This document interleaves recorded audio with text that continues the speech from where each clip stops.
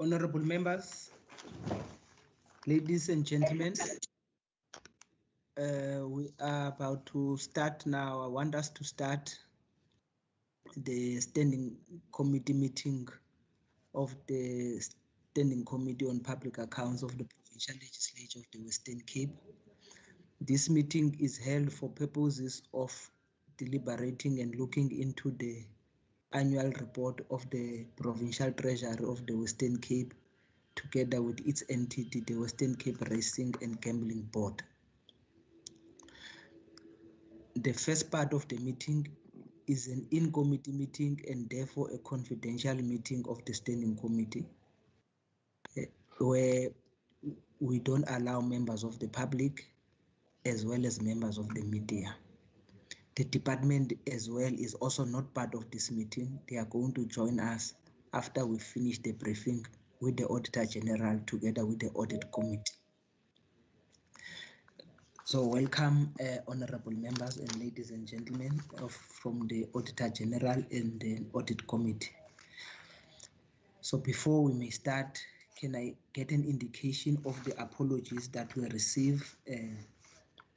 And also for your information, Mr. Dustin David is not going to be able to be part of us. In his place, we are joined by Wasima. Wasima will be working together with Lizette. Can I get an indication of apologies that we received? Good afternoon, Chairperson. We received a apology from Member Keko, Member Maseko, and Minister Mainir. Excellent.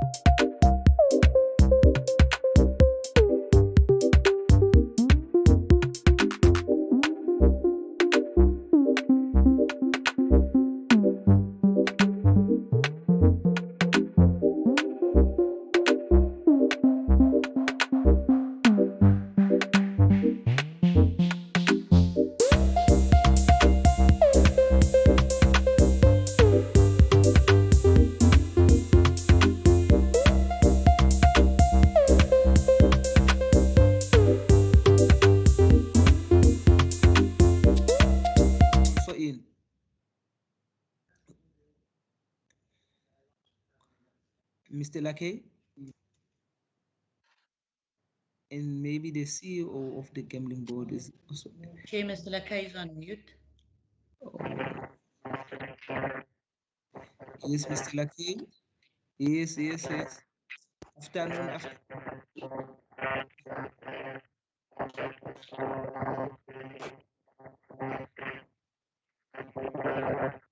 Hey, your line is Mr. Lake,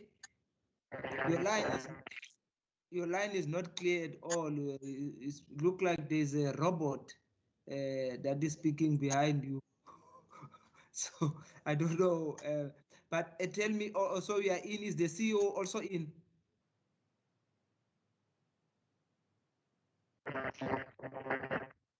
I don't know whether is it me who is hearing this sound from Mr. Lake's line. Chair, I'm also getting that noise. Yeah, no, it's Chair, quite a robotic noise behind you as when you are speaking. It's like it's those Buck Rogers films. Chair, I think it's the earbuds. If Mr. Lakay can just disconnect the earbuds and speak directly into the mic, it will be better. I think Honorable Chair also, they switch off their cameras. Oh, okay. Can you speak now, Mr. Lakay?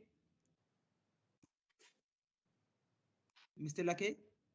I think you are on mute now.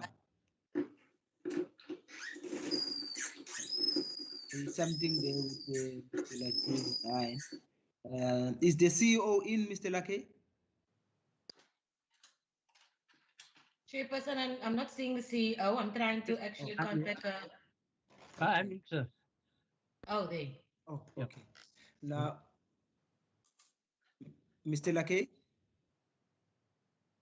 I think what we'll do, maybe we'll come back to you, Mr. Lakay. Welcome. Now, what I want us to do then, ladies and gentlemen, it looks like everybody is in. The HOD is in together with his team, and I think the Gambling and Racing Board is also in.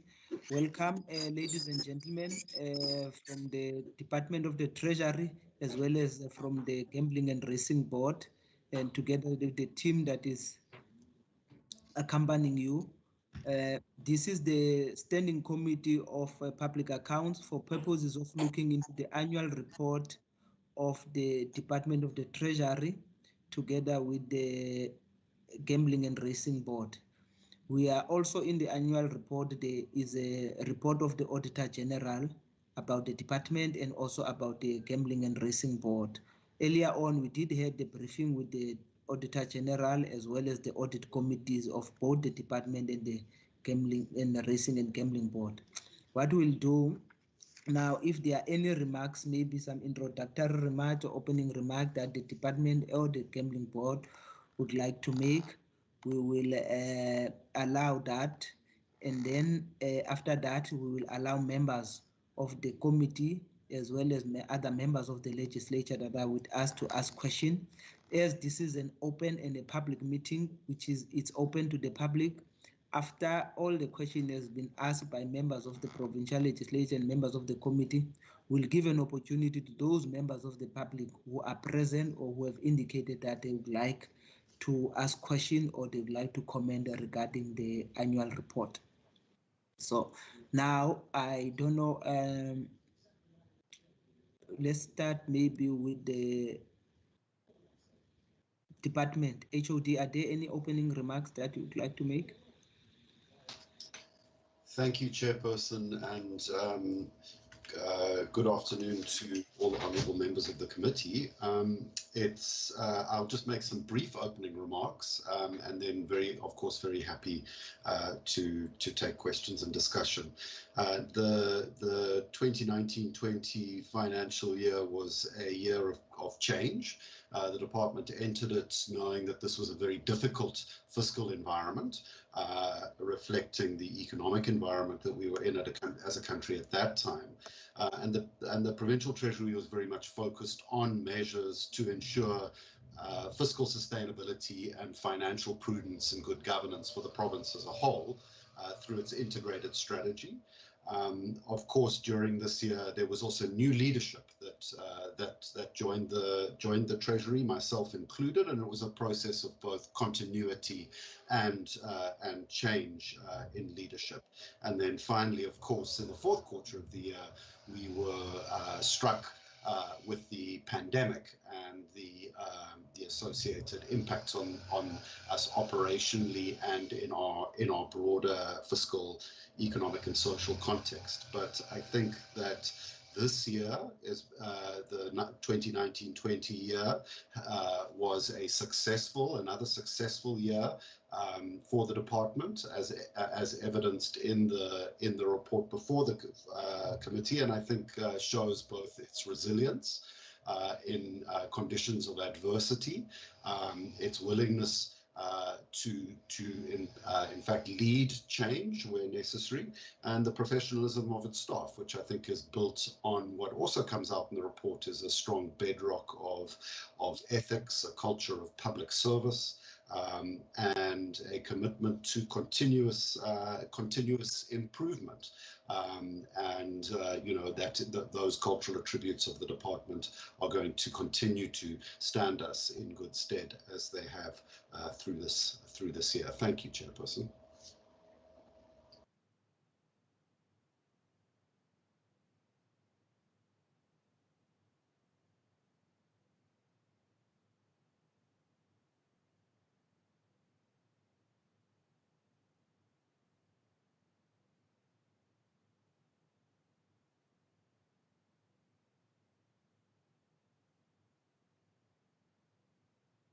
You're on mute, Chairperson.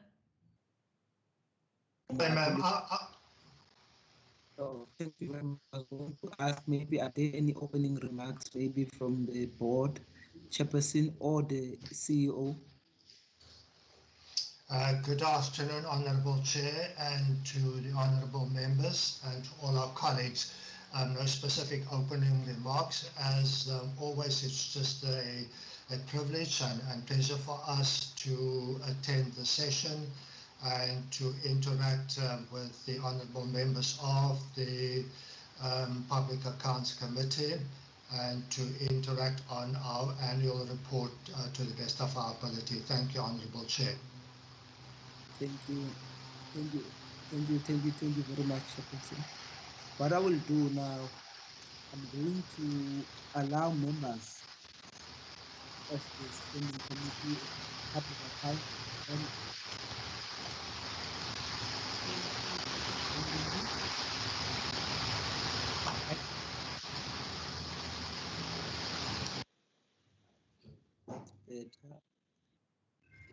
now I'm going to present the report of both the Department of Treasury as well as the Gambling Board, but we are going to deal with them in the format of their parts. We will start dealing with Part C of both report. Part C of the department start from 121 until 136, and then Part C of the Gambling and Racing Board start from page 47 until 71. If I can get an indication of members who want to speak, I can see Honorable Bartman's hand is already up. I see Honorable America's hand is coming up. Okay, Honorable Nkondlo's hand is coming up. Can we continue, honorable members, in that order?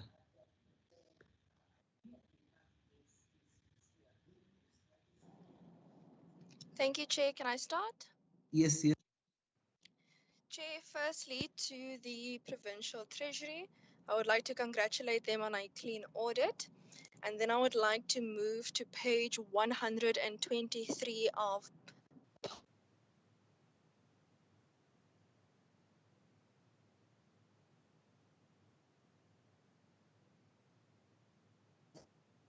We lost you, Declining honorable economic environment.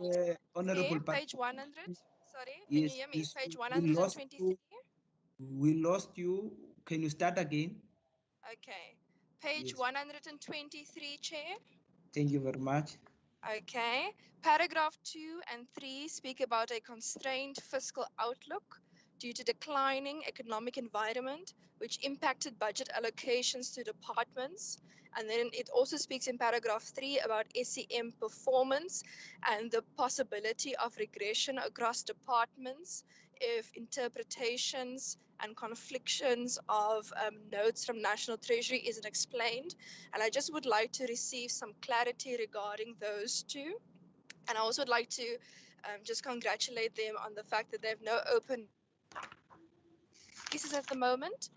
And then at the West,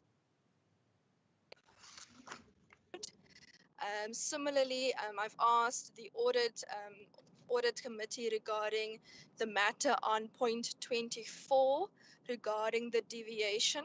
And I just wanted to get the view of the board as well as the CEO possibly on the justifications on the deviation that was made. And those are my questions for part C. Thank you.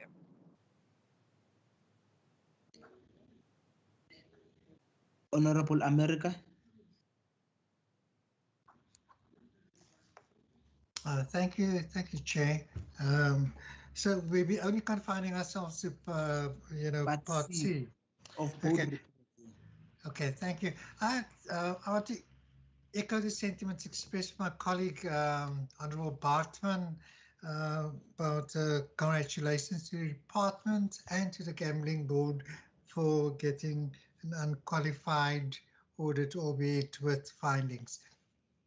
Nonetheless, I have one question for the Gambling Board, and that is that they have a well documented policy surrounding gifts for its members. No gifts should have accepted, but is there such a policy for the employees of the Gambling Board?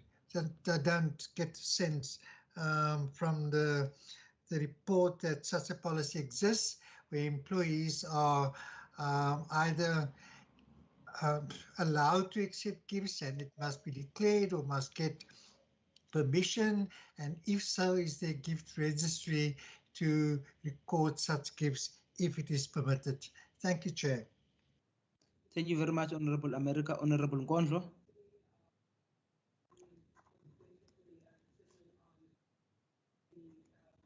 Chair, let me join my colleagues, and I can see that Honorable America has gone back to his role, and to a point that he almost made a mistake to decree a clean audit for the Gambling Board. But I want to join them in congratulating Provincial Treasury on a clean audit, leading by example, I think, on matters of financial governance. There's unanimity on that. Yeah, no, there's unanimity on that one, Chair. That's the first for the committee. Yes, it is. It must be celebrated. Let me welcome and congratulate them for that. And my two questions, I think, for each. Let me start with the department. I see on page 128, and perhaps also, Chair, we may want to look at our own records as SCOPA.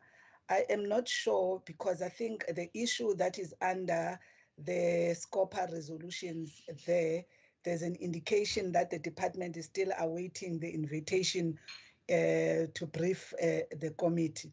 And I know that this matter, we had once again, even in our resolutions, included it with the matter of the BBBE. So I just wanted to check whether is that the case, was still as SCOPA not given the department, if I'm reading that correct. The second one, Chair, I think to the HOD and the team, I think is on this issue, which I think has been coming in all the departments, and I'm happy that at least today I'm able to engage with Treasury. I think it's on the It's on the last section on the BE compliance performance information, because it seems, I think, for all the other departments that we've engaged on the matter, there seems to be a serious tussle, either on understanding on this matter as a technical application or compliance issue. And I'm raising this HOD because if one looks at your response, because there are 5 questions for sort of giving indication of how the department would have applied the relevant codes. And in this instance, the Department of Treasury has answered no in all of them. And I think what one has been trying to gauge out of this kind of a response, does this mean that a department like yourselves in this point has not applied the relevant, if one uses this measure or this criteria provided in answering compliance to this particular legislation, notwithstanding what has been submitted as the reasons I would take in the discussion column. And that discussion column indicates, I think, a somewhat an alternative, I would assume, and if I'm using an incorrect word, please correct me, an alternative in the interpretation of what is in the triple BE that seeks to sort of waiver some of the requirements of the triple BE. So what I'm trying to understand in that context, if that is how I am reading what is submitted, which is, I think, common in most of the provincial departments, they've answered that particular section in that way. What is then the relationship of the strategy that is being mentioned here and this PPR, which is preferential procurement regulations, I would assume, with the provincial treasury regulations mentioned? What is the relationship and alignment of this to the triple BE legislation? And does this mean, with the kind of provisions that have been created through provincial treasury, as mentioned in the bullet points, that this indicates deviation on particular elements of the triple BE legislation as they currently stand? And if so, was such a deviation authorized or sought and authorized, if such information can be mentioned, because one is really trying to understand what is this development around how the provincial government, and I'm raising in this context this particular department, which is custodian of a sort of regulatory environment in as far as public procurement in the province is concerned. So I am sure at least you would be able to shed light about the meaning of this response that is in this column and is found not only in your department but also in the other departments.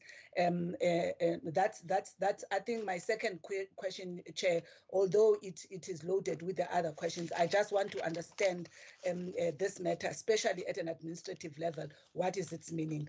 Going into the gambling board, Chair, my questions on section C is that I think a governance matter which one has all been interested in all the other entities, is that I see that there is a vacancy of the board, which I think is still supposed to be filled.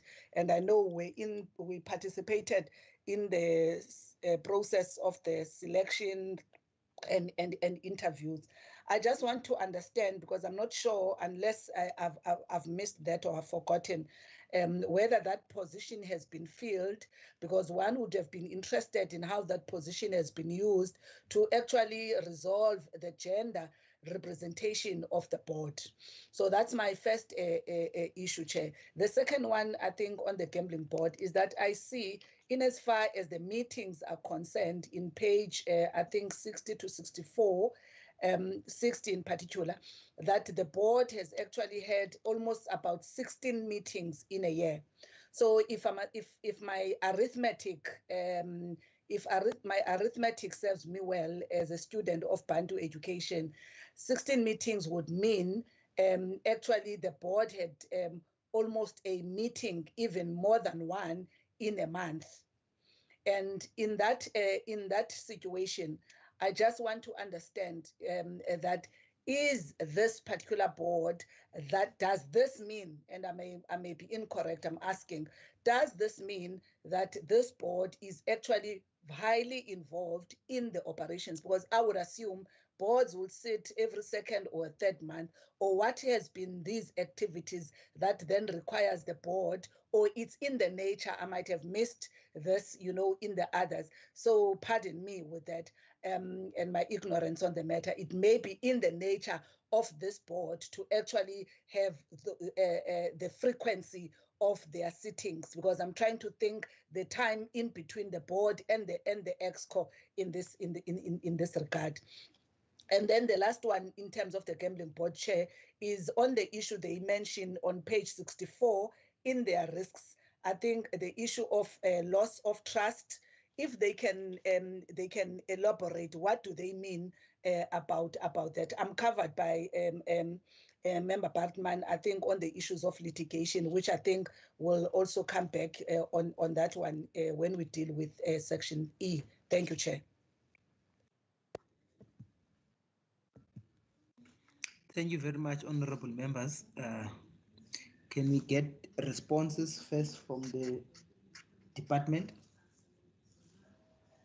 Thank you, Chairperson, and thank you, honourable members, for the questions. Firstly, thank you for the acknowledgement. It's a very much a team effort by all of the officials in the department, and it requires consistency as well. It's no mean feat, but it's the least we feel should be demanded of us. The Honourable Bartman, you raised the question of the risks that were considered, the high-level risks that we've outlined on page 123. We do go into these in some detail in the budget documentation.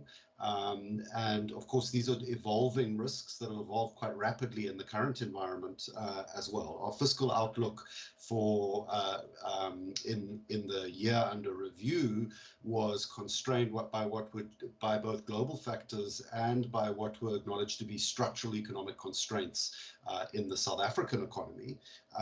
That has it has some effects on provincial revenues, of course, but given that the vast bulk of our revenues are from transfers from national government, it's really the transmission mechanism is through the effect on national revenues that again create both downward pressure on our transfer receipts, the allocations from national, but also, given the socioeconomic environment, upward pressure in terms of demand for services that we provide to the public.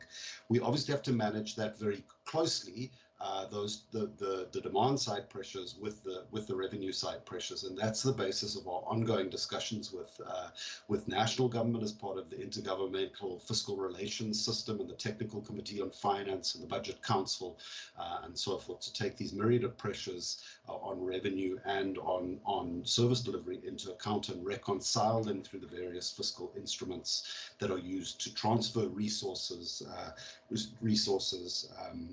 to the province, and that can also that pressure can also be transmitted through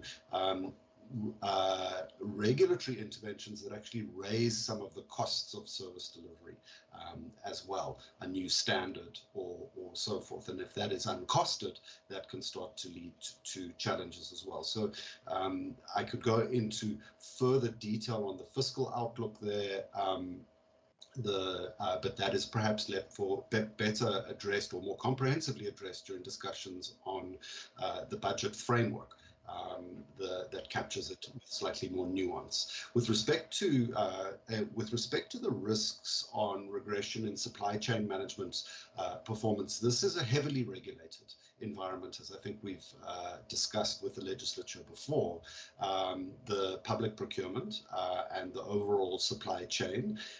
And given that you have a single framework that governs procurement across multiple service delivery areas, there are a multitude of issues of interpretation that do arise on an ongoing basis. And in fact, Honourable Nkondlo has referred to one of those key areas, but by no means the only area. Now, the Provincial Treasury engages with various role players, but particularly the Office of the Chief Procurement Officer on the regulatory framework for supply chain management, because otherwise, these matters of interpretation can lead to negative audit outcomes that are not necessarily related to the impact of the expenditure themselves, but just the procedural compliance with the regulatory environment due to interpretive issues.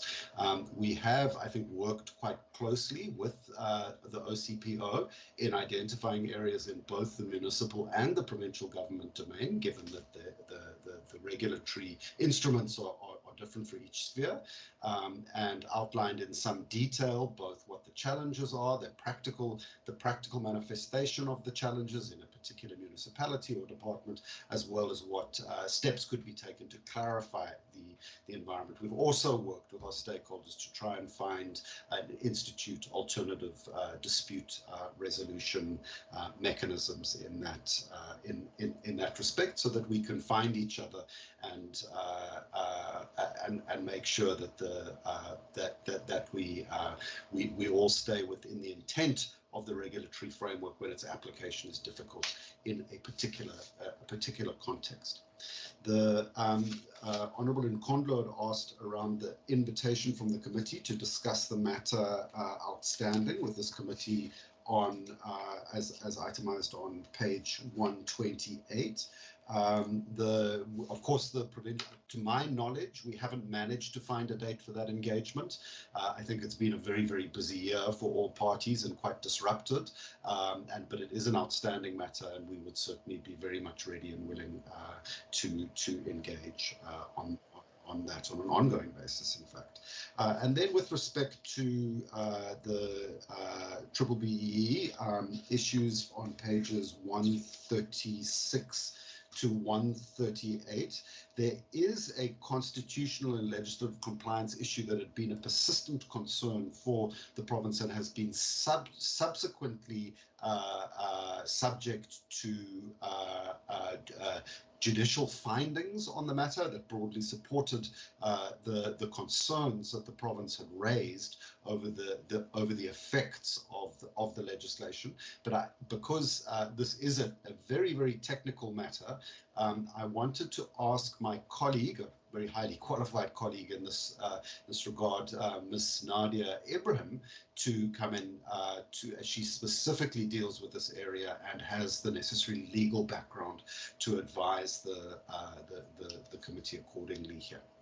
So if I may, with your permission, Chairperson, hand over to Ms. Ibrahim to talk us, to respond in more detail on this. Excellent, no problem. Thank you, Chair, with your permission. In terms of what the HD has just raised, the PPP regulations in 2017 made certain adjustments to the versions that were previously articulated, one of which was, looking at the 30% set aside requirements for subcontracting. It also introduced new requirements on pre-qualification on different categories of suppliers, as well as certain administrative functions that are within a supply chain process, like when a contract may be cancelled and how you would look at those aspects. It looked at local content more specifically, and it created a system outside of the 80-20 and 90-10 point scoring system that was within the Act. So when the Western Cape actually looked at and commented on these regulations upfront way back in 2015, 2016, when the regulations were out for comment, We highlighted that with the National Treasury in terms of what the impact would be, particularly on the earlier versions that began to look at, upping certain threshold limits and the like. Many of our comments were taken up and adjusted, particularly as we targeted on what premium would be affected by the percentages of the thresholds and the like. But many of our concerns were not taken up, to the point that when you look at the regulations, it did impact on to what extent it would cost, the empowerment initiatives would cost government, in application, and the more prescribed, very prescribed and regulated local content environment, more particularly, and then obviously set asides, which apart from the 80-20, 90-10 point scoring system, which kind of gives you the opportunity to kind of look at affirmative action in a particular way, there were kind of preferencing that was built on top of that in terms of pre-qualification requirements that almost took the act and its requirements beyond the scope of what was envisaged in the act. So we raised that, and we raised the operational challenges as well as the financial and budgetary implications that would potentially have. Also, we proposed solutions on how we were going to be dealing with that, together with demonstrating to the extent at which the province had implemented these requirements through direct procurement. And what you would note that when you look at our representation of the information that we had collectively in the province at that stage, our 2015-2016 budget in terms of the 26% procurement that was actually of the budget that goes to procurement, we found that at least in our representation, government tenders, Western Cape government tenders, actually benefited 86% of the target audience. So 86% of our contracts went to the SMMEs or the BEE companies that were intended to be actually empowered by the legislation. And we did further diagnostic without even specific targeting, by merely just complying with the regulatory regime, how we could actually do the benefit and add the value to those contracting models. We also suggested that when we're looking at particular initiatives, it needs to be backed up by a level of understanding what the market has to deliver. And it should be a focus for our bigger contracts so that we could actually look at empowerment initiatives in a very constructive way that could add the value. And one of the initiatives that we have used in that model is our security tender that was structured in a way to actually look at job creation, looking at Black-owned companies, looking at the labor market that would benefit with high level of job creation, but also introducing a lot more suppliers into the fray that would benefit from a particular contracting model. And so those were suggestions that were there. We also suggested the implementation of an economic procurement policy. In a way, actually looking at collectively within the government, Western Cape government space, how we could lever the change that we're hoping to do geographically within what is within our control, and use procurement as a lever to do that. And that, landed in a space where Cabinet approved an economic procurement policy, as well as some of the initiatives that came to the fore, but also using our systems, which is the e-procurement system, as well as the Western Cape supplier database as a hub, in terms of doing the necessary analytics to see who we're dealing with, being able to get that information set that allows, the ease of doing business on the one end, but at the same time allows us to do the kind of modeling in terms of specific commodities when we choose to target them in a particular way.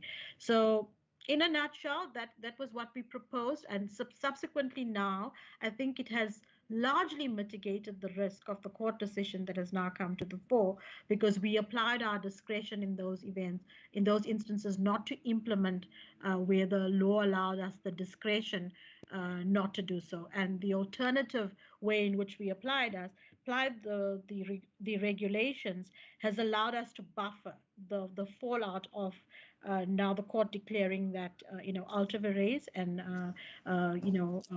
being set aside. And so within the next year, we don't necessarily have to find an alternative mechanism to balance the socioeconomic objectives, because it's already part of our supply chain system, so to speak. However, the jury is out on that one, because National Treasury has not indicated at this stage what they intend doing subsequent to the Supreme Court of Appeals decision. I think the next step from a legal perspective would be looking at it constitutionally. They have indicated an intent to do that, but we have not seen anything come to the fore on whether or not the decision will be taken up in the Constitutional Court. So be that as it may, if it isn't, we're still on the safe side in how our province applies there. Our municipalities are a little bit at risk, given that they have different systems of application on how they would go about implementing these specific requirements. So at the provincial level, we're at a much more even playing field and in a safer position than our municipalities find themselves. So that, in a nutshell, is how we actually looked at the 2017 regulations, as well as mitigated some of the risks that have been noted on the table on the pages referred to. Thank you, Chair. Adia. Chairperson, I think that's from the Provincial Treasury side. Thank you very much. The Gambling Board.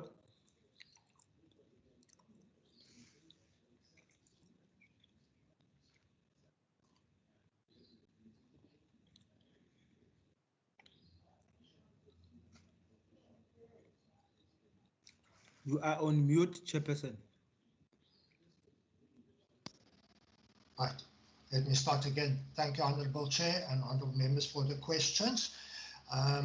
As my colleague at Provincial Treasury, let me also just thank members for the comments with regards to the unqualified audit report with findings.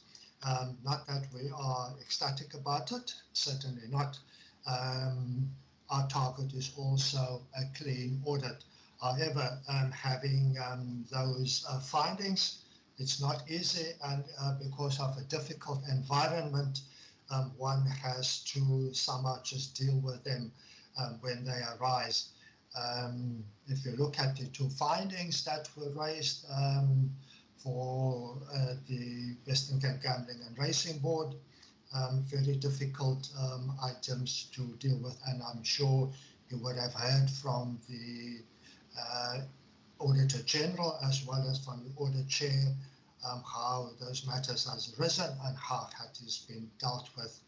To deal with the specific questions from the Honourable Members, Honourable Bartman, the deviation and the justification for that, I don't think one can call it a justification, Honourable Member, but how the deviation arose.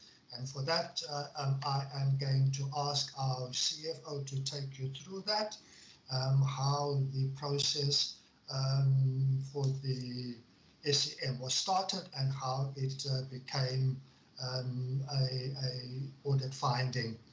With regards to the Honourable America's question, the policy of gifts to employees, their declaration and registry, we will ask our manager for human capital to respond to that, and I'm going to deal with some of the matters that Honourable Nkondlo has raised. The first matter that Honourable Nkondlo raised was vacancies on the board. Honourable Member, as we speak, the board is fully populated. In December, my term, I was reappointed as member and chairperson of the board for a further term of 1 year, which will expire on the 15th of December 2021. That brought the population of the board full. However, at the 31st of January 2021, a resignation of a member will become effective, Ms. Linda Nyati, who resigned for personal reasons, which will then create a new vacancy on the board. Unfortunately, that is a new process which Provincial Treasury will then have to take on board. Further to that, in May, there will be a further expiry of a member's term, but I think the process that was commenced last year, for which interviews were conducted, that termination of term may be able to be dealt with out of that process. So yeah, from 1st of February, we will go back to 6 members until a new process completes that. That could take some time. With regards to the number of board meetings, Honourable Member, your concern whether the board may be operationally involved, categorically no, ma'am. The procedure around the board meetings, because of the nature of the regulatory landscape, licenses for operators expires on a continuous basis. Those licenses, they are issued for a period of 1 year and during different parts of the year. So you could have licenses expire every single month, which indeed is the case. And there are processes which the licensing department of the board deals with for the renewal of those licenses. Now, those are for operators as well as for staff to be able to deal with the licensees matters.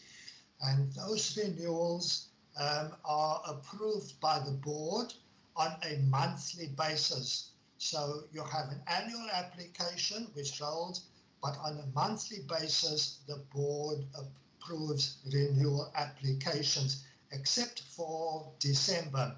So the board has what we term routine meetings, which takes place from January to November of each year. That is 11 meetings, ma'am. Other meetings which are scheduled regularly in preparation to prepare the annual performance plan, the APP, and strategy for the year ahead. The board has a session as well for the annual report, reviewing the annual report, compiling the annual report. There is a specific meeting for that as well. So just take those two, there are 13. Then there are ad hoc meetings which the board needs to schedule because things do arise. And last year, because of the audit findings that we had, there was a special board meeting raised to debate the reports from the auditors and on the matter forward, to get information from the executive on the findings, to interrogate that and to determine how that would be dealt with. So that was a special meeting that was arranged for that. There were also a special meeting that the board needed to deal with. I think there's the external audit report where the board also need to meet. So a few what we would call ad hoc meetings, those takes place. But if one takes the regular meetings, there would be at least 13 regular board meetings per annum. And these are all not operationally linked at all, ma'am.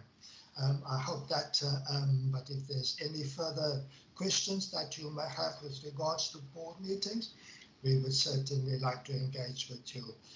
If you would like to read about that, we commented in the annual report on page 35 under Part B with regards to the meetings that the board had, ma'am.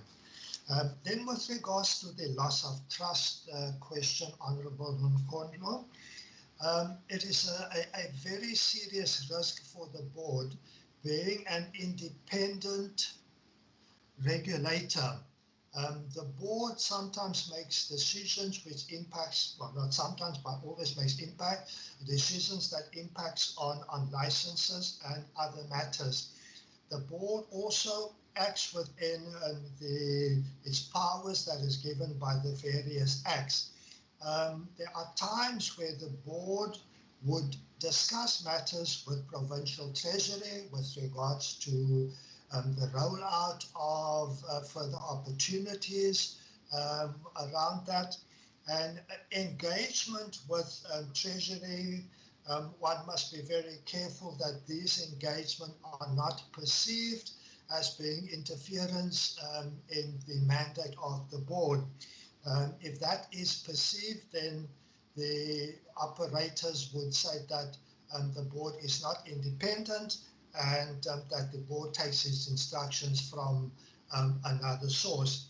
And that is the risk that is being raised, so that we deal with that and to ensure that any decision that the board takes is independent of any other party. We also alluded to that, as you see in the annual report. That is something very, very serious as far as the board needs to deal with. I trust that will answer your concerns around that, but if there's any follow-up, then we're happy to address that.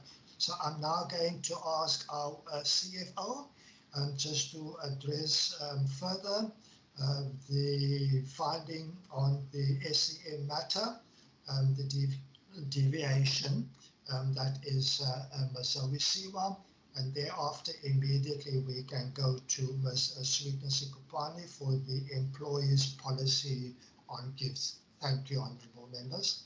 Ms. Siwa. Good afternoon, members and colleagues.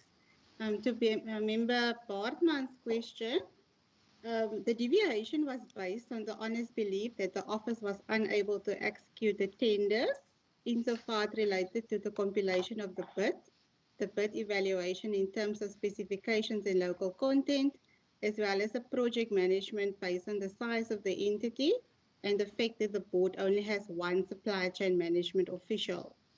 In terms of the Treasury regulation, which is applicable to this case, it states that in a specific case, if it is impractical to invite competitive bids, the accounting officer or the accounting authority may procure the required goods and services by other means, provided that the reasons for deviating from inviting competitive bids must be recorded and approved by the accounting officer or the accounting authority. Further to that, a further requirement from National Treasury is that in the event you deviate above 1 million, you need to report such deviation to the Auditor General and the applicable Provincial Treasury within 10 days. The report must include the description of the goods or the services, the name of the supplier, the amount involved, and the reason for dispensing with the prescribed competitive bidding process. So, Member Bartman, in terms of the controls or the process, the correct process was followed. The reasons were recorded and approved by the board, and the board also notified the AGSA and Provincial Treasury within 10 working days about the deviation as it exceeded 1 million rand. The problem that we had was that impracticality is not defined by any supply chain management prescripts. The National Treasury instructions provide examples in only 2 cases, which is urgency or emergency or sole supplier. However, the Western Cape Provincial Treasury instructions provide instances where it is appropriate to follow limited bidding, under which the option followed by the board is included. The problem was therefore not the controls or the process, but that the AGSA didn't think that the reasons provided were adequate to deviate. So even though we deviated, it was still a transparent process as the AGNA and PT was notified of the deviation as well as the cost. So to your question as to the justification, so the reasons as to why we decided to deviate and not go out on tender, the complexity and the extent of the project was unforeseen at the inception of the project, not due to improper planning, but due to the fact that management did not know the extent of the work to be performed. The nature of the procurement was unusual for the board based on the board's normal operating activities. So this procurement was needed because the board relocated from 68 Orange to 100 Fairway, and we had to fit out the office with new office furniture for the staff members. During each engagement with the service provider, it became evident that the board would require assistance with the open tender process in terms of the compilation of the bid execution, as well as the project management. And based on the nature and the magnitude of the project, these competencies were not available in-house. The board was also not in a position to either train or recruit people in the time available, as it already took about 3 months for the service provider to develop the specifications on which the furniture was then going to be manufactured. It would have costed the board more to appoint another service provider to study the layout and specifications, which represent a professional work product of which the risk had to be transferred from one professional to another. The training of people was also not feasible, as this was a once-off requirement. As I alluded earlier, this is not a normal procurement for the board. It's not that the board manufacture office furniture on an annual basis. We do buy furniture on an ad hoc basis, such as chairs, for example. The bid evaluation committee is responsible for the evaluations of bids received, which includes verification of whether the bid is to specification in respect of quality, functionality, dimensions, designs, etc. The executive committee, which forms the bid evaluation committee, does not have any knowledge or expertise in the manufacturing of the office furniture. And from the outset of the project, it was not management expectation that the project would be so complex in nature, seeing that each, based on the work functions of each department, the office furniture was developed for each department. So it wasn't just a normal, this is the desk and we're going to use this desk for everybody. We had to look at the functions of each department, and the furniture had to be developed for that specific department. We also considered the risk of improper evaluation of bid in line of the local content requirement, as the office of the board does not have the necessary skills or background to evaluate same, and due regard was given to potential fruitless and wasteful expenditure if the tender was incorrectly executed, and in the event the board didn't receive value for money. The decision to deviate from a competitive bidding process was done in the context of the overall interest of the board in the project. And those were the reasons, then Member Bartman, that we decided it would be better to deviate and not go out on the open tender, but we did follow the processes as set out in the Act or in the regulations. Thank you.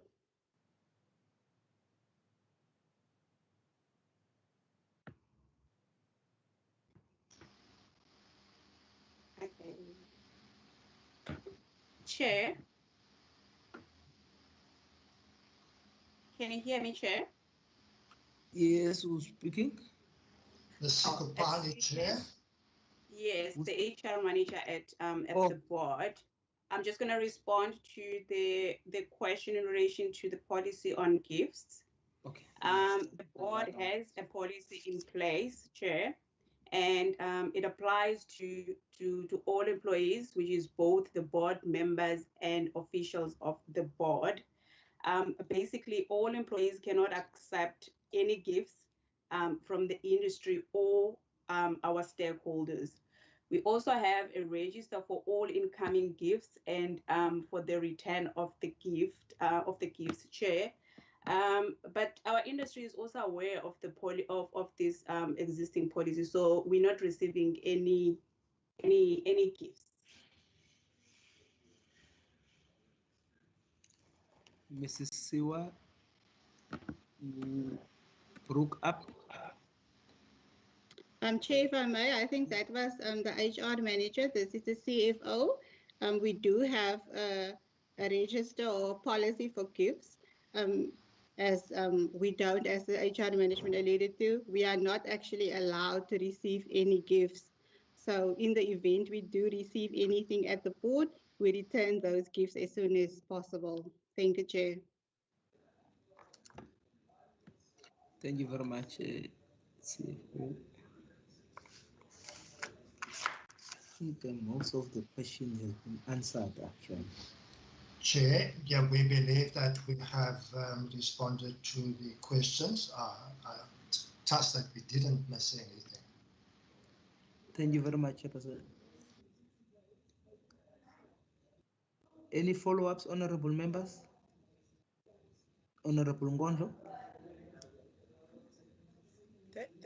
Thank you, Chair, and thank you for the very detailed responses, Chair. I just want to start with Nadia on the BBBE. Very extensive response that provides a historical background on where the department comes from on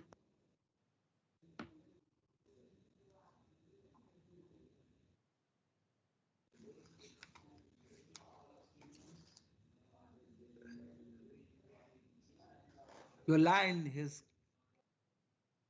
Oh, apologies, Chair. I was saying thank you for the extensive responses provided. I just want to make a follow-up with Nadia on the BBBE, because I hear that what has then came to be as the differentiated, instead of using alternative, a differentiated application of the BBBE provisions in the province is a function of a series of engagement with a national treasury as a province.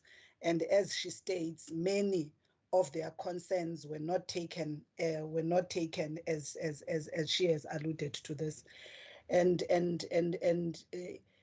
by design, I may say, if I'm using the correct language, then it therefore took then the department to create a differentiated approach in the implementation, as she says, that there are actually,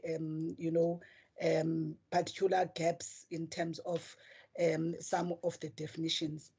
And there is a part that I could not hear from her about some kind of a court process, because now she speaks about National Treasury intending to appeal.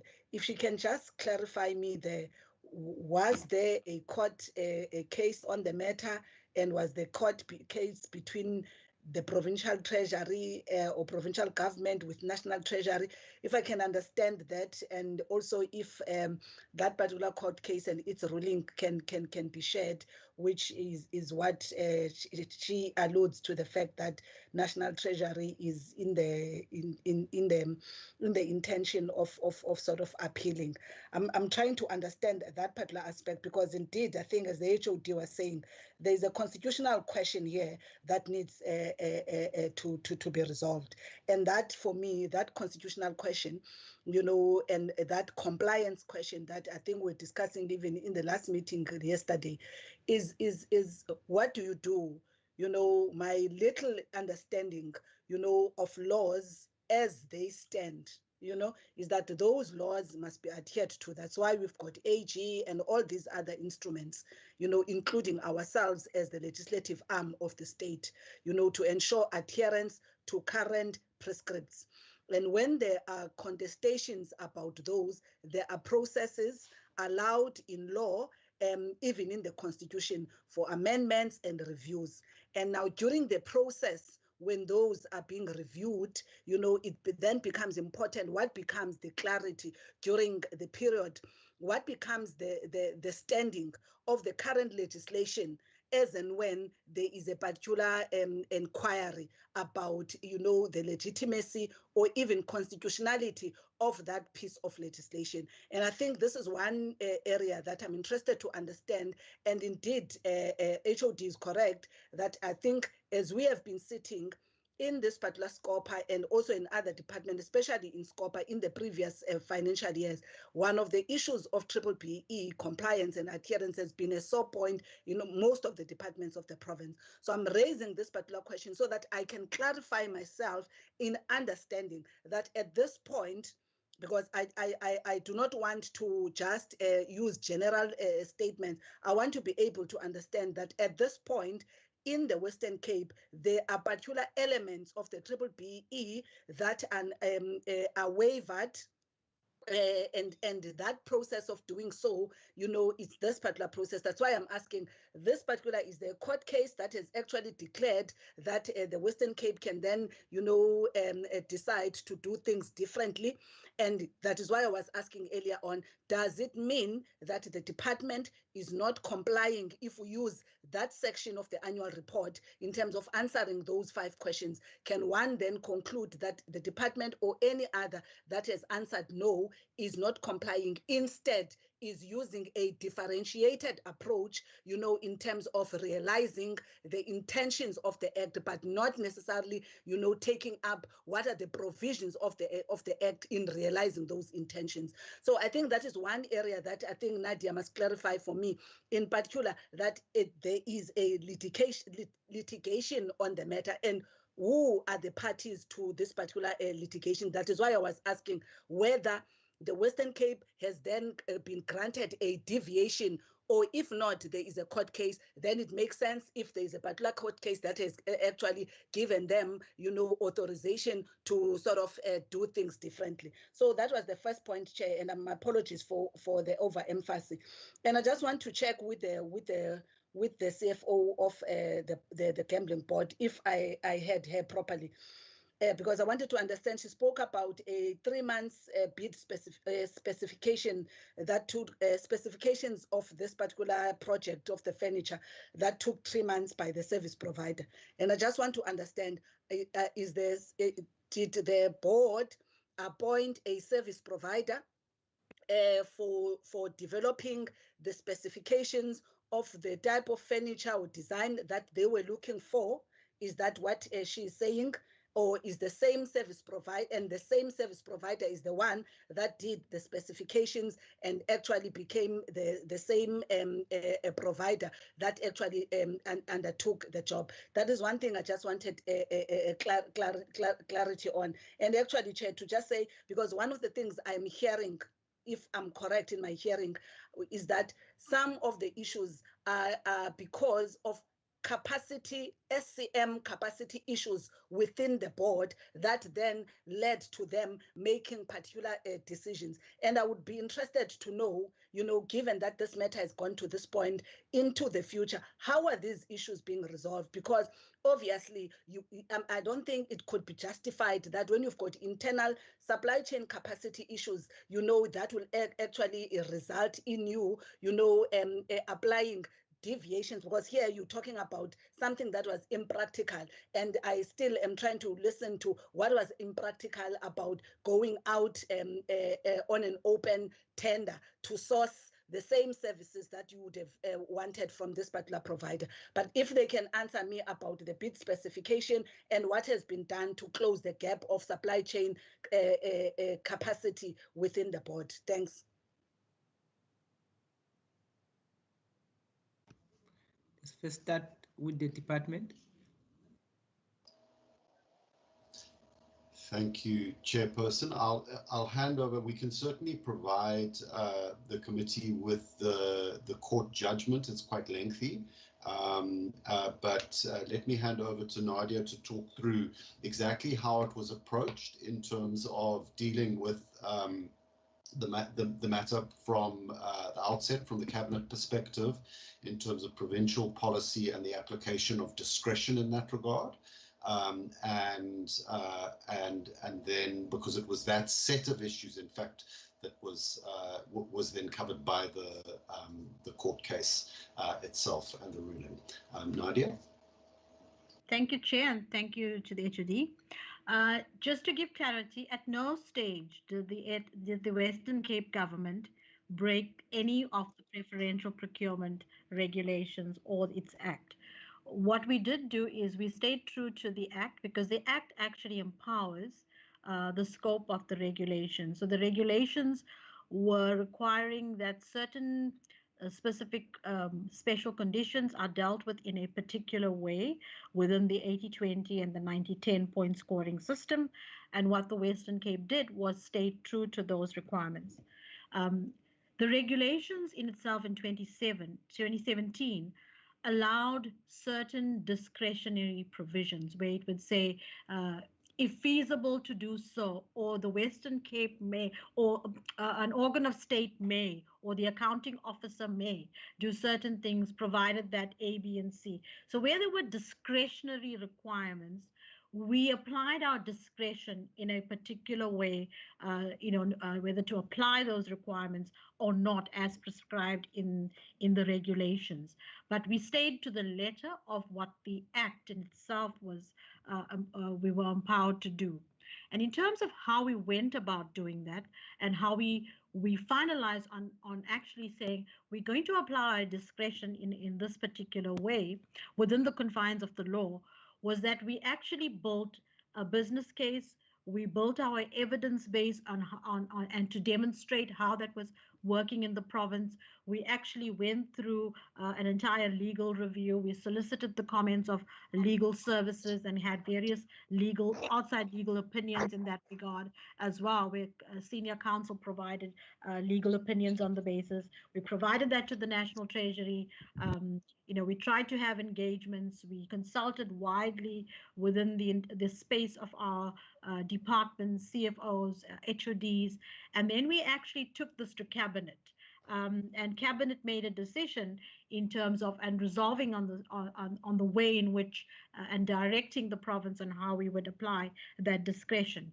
And once those resolutions were taken, we put that into our instruction medium within the PTIs of the province and guided our departments to apply that in a uniform, standardized way.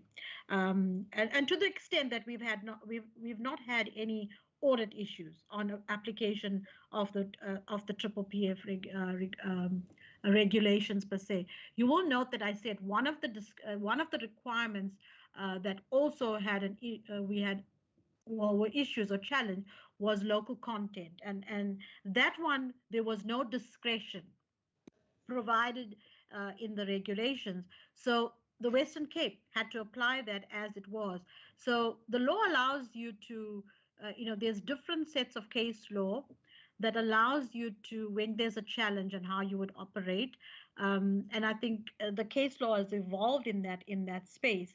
But at the end of the day, when it comes down to looking at compliance, the decision whether or not to comply or not to comply, it can be made. However, if you are impeached on that decision, then whoever makes that decision not to comply would be held accountable for that decision making.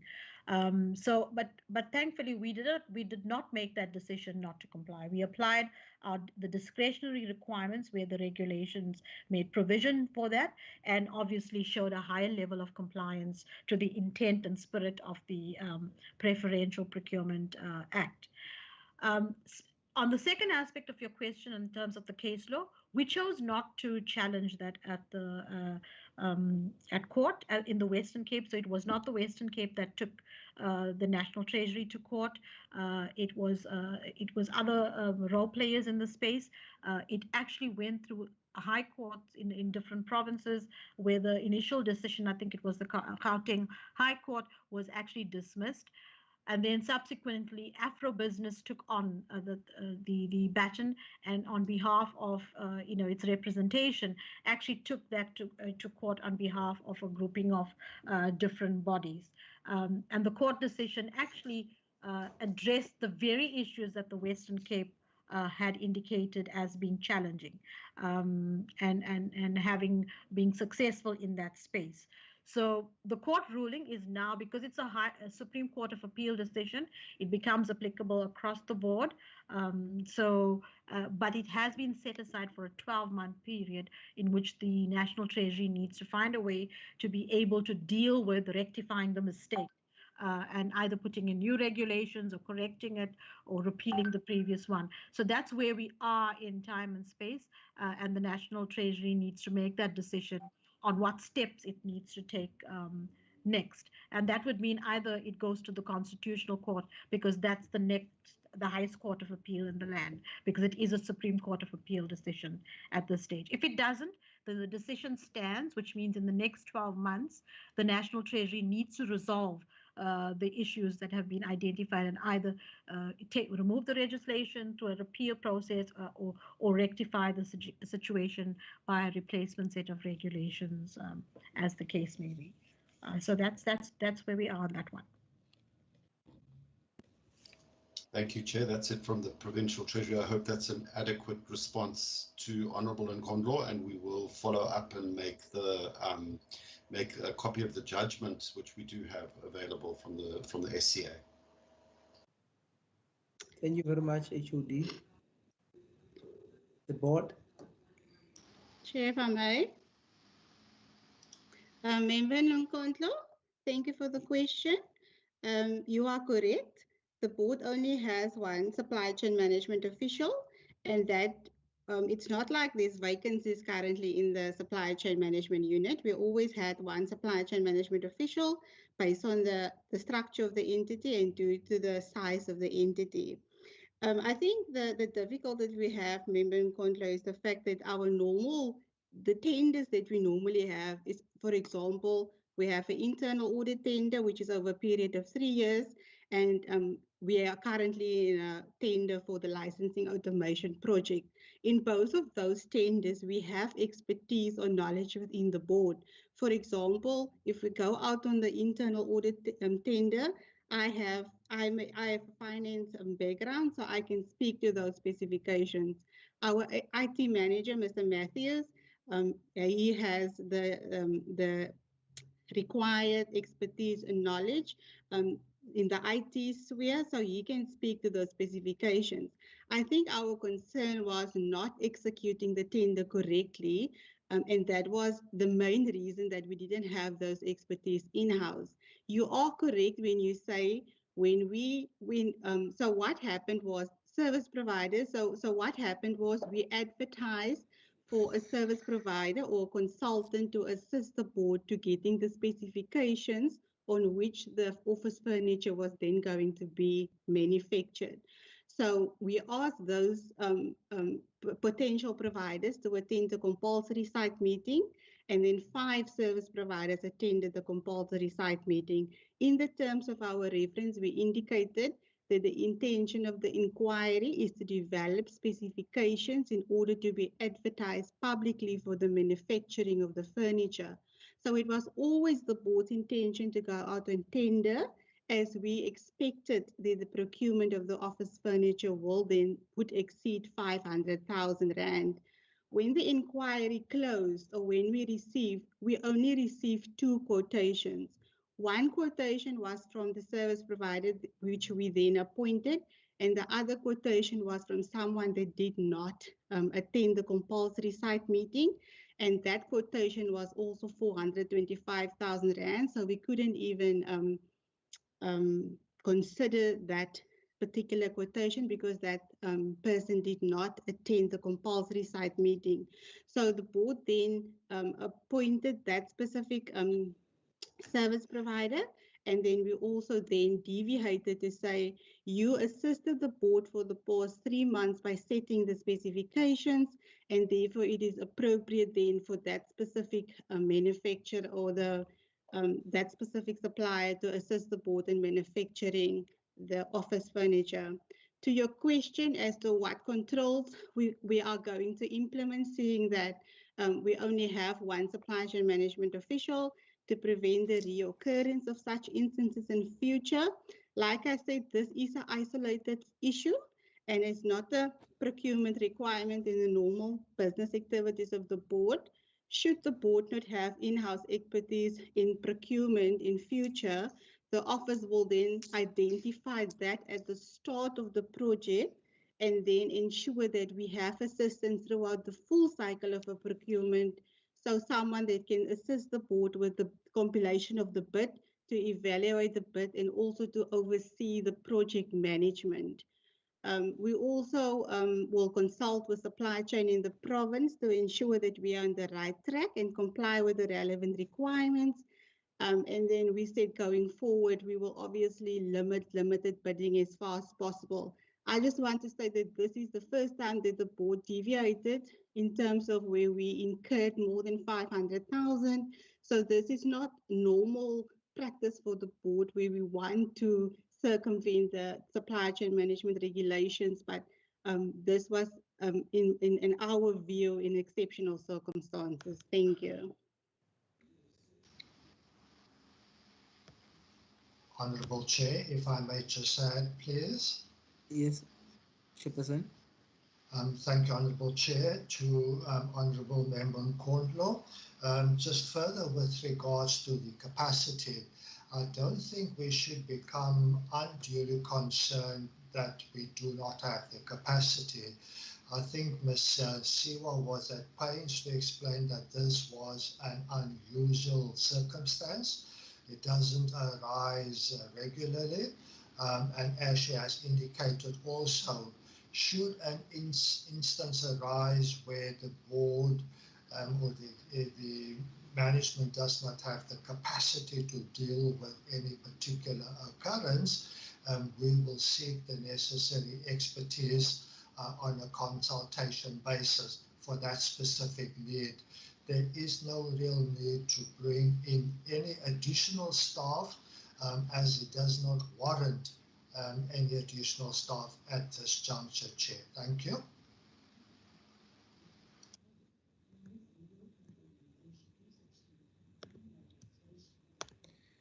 Thank you very much, Chairperson, honorable members. Any further questions?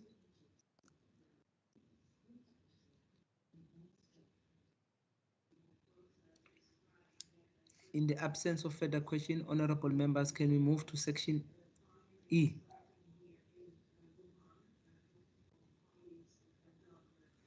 Honorable Partman. Thank you, Chair. I'll start with Provincial Treasury and then Western Cape Gambling and Racing Board, and then I'll come back to Provincial Treasury regarding a Gambling and Racing Board question as well that I think they also need to respond on. So firstly, in Provincial Treasury's page 219, note 4.5, I think about 45,000 Rand that's been allocated to safeguarding and security, whereas previously there was no such amount. And I just wanted to find out what exactly is Provincial Treasury safeguarding. And then on page 221, there was a debt owed by SARS to us that of 33,000 Rand, which was written off. And I just wanted to find out, am I reading that correctly? Is that money owed to Provincial Treasury and SARS didn't pay us and now we're writing their debt off? And why are we writing their debt off? And then I'll go to the Western Cape Gambling and Racing Board quickly. Page 92 of the annual report obviously shows us that we've collected about 694 million Rand in terms of taxes and levies and that particular type of revenue. And obviously we've, as a Provincial Treasury, we've given the board 38 million Rand as a government grant, which isn't too bad when one looks at the return on investment. But for example, the suppliers and employee costs 46 million and 17 million totals about 63, obviously. So that's more. And then obviously the board then paid us back in terms of the provincial revenue fund of 690 million. So I wanted to find out that 4 million rand difference, to what specifically did that go, because I thought that the taxes go to our social programs and the levies go, for example, to operating expenses. I could be reading this wrong, but I just want some little bit of clarity there of how I should be reading that. And then on page 133, as well as page 134, we obviously see a breakdown of the taxes and the levies that we get from the various type of stakeholders. And when I say stakeholders, I mean like casino, horse racing, LPM. Casino taxes and levies more or less received stayed the same. Horse racing increased a little bit in terms of taxes, but decreased in terms of levies. And LPMs increased both in terms of taxes and levies. And I just wanted to find out, I kind of get why the levies and the taxes for LPMs would have increased on both sides, but if we could just get an explanation on why the taxes for horse racing has increased but the levies have decreased. And then I just want to find out, based on these 2020 and 2019 amounts for these three items on those pages, what is the estimated difference in income, positive or negative, in levies specifically, between the new draft bill that we see in Committee on Economic Development at the moment and the collections in rand value in 2019 and 2020 respectively, just so that one can see what the difference in income would be, if any. And then I come back to what I indicated previously. I said I have a question for Provincial Treasury also regarding this. On Provincial Treasury's annual report, in Part E on page 217, it also obviously refers to the income from the board, but in their books, it says on that page that we're getting 668 million rand. So between the 668 that we get in the Provincial Treasury annual report and the 694 that we get in the board's report, but the 690 obviously that they pay over, and I just want a little bit of clarity as to how do I read those amounts. Thank you. Thanks, Honorable Partman. Honorable Nkondlo. Thank you, Chair. Let me start with the gambling board at this point, Chair.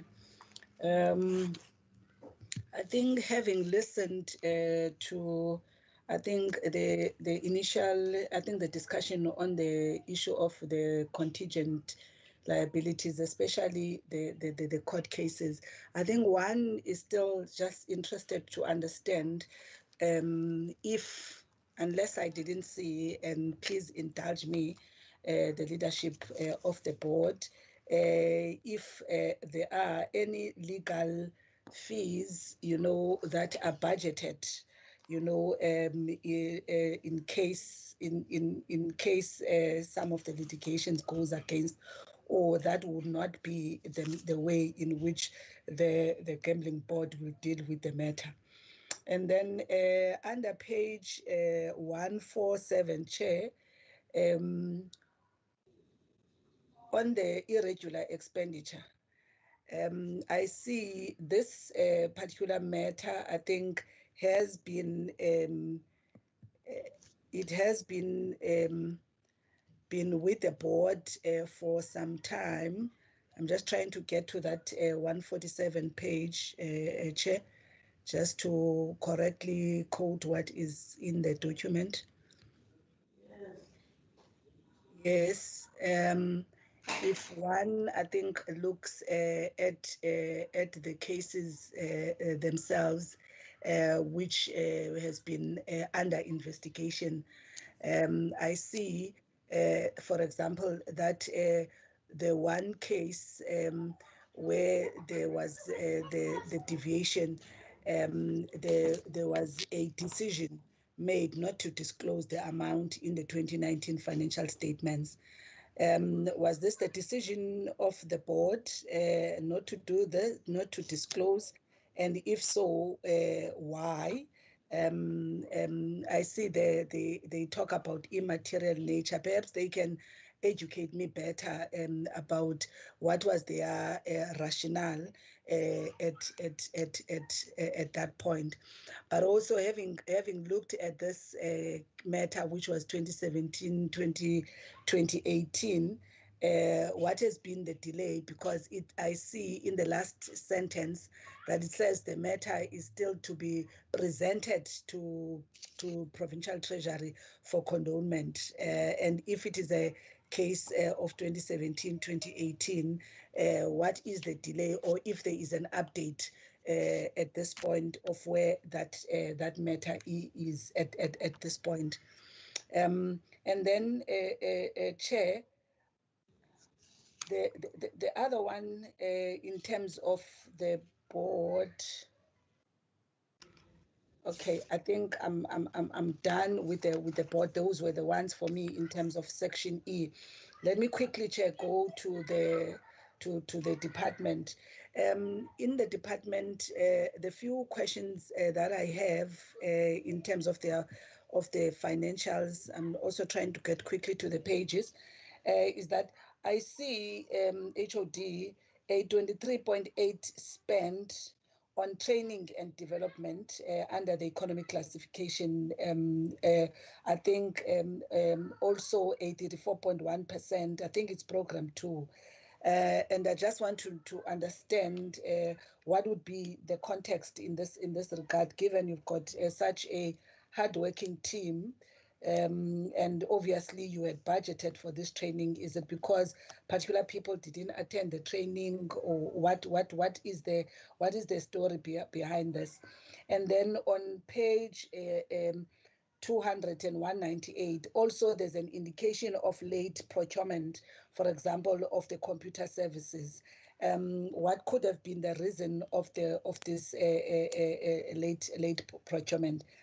And then if you can explain to me in page 218, I see, and I just need a clarity under goods and services that, I mean, in terms of agency cost, they have actually shot up, more than 100% from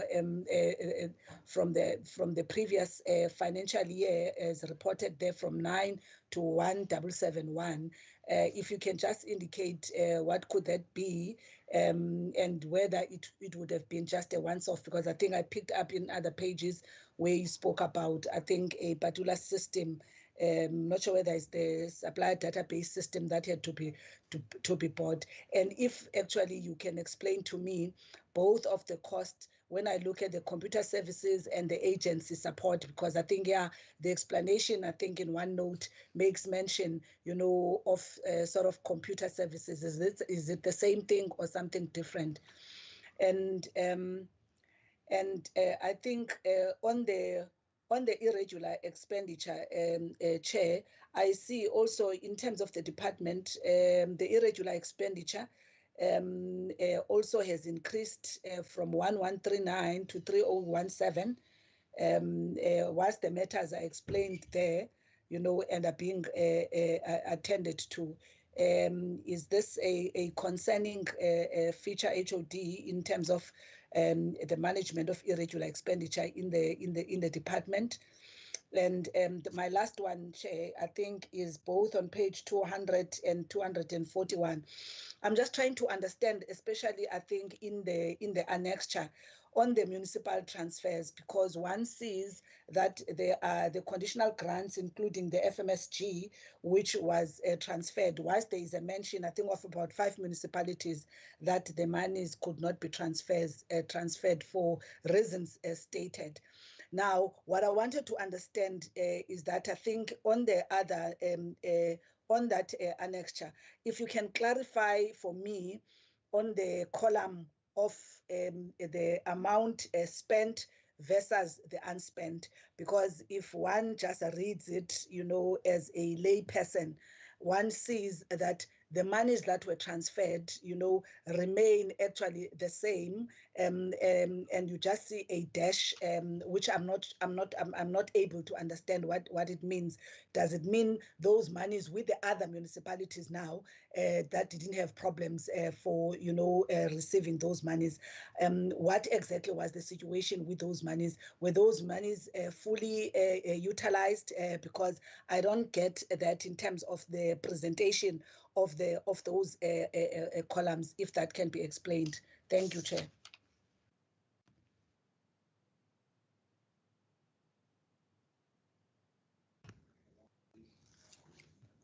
Let's start with the board. Thank you, Honourable Chair, honourable members, for the questions.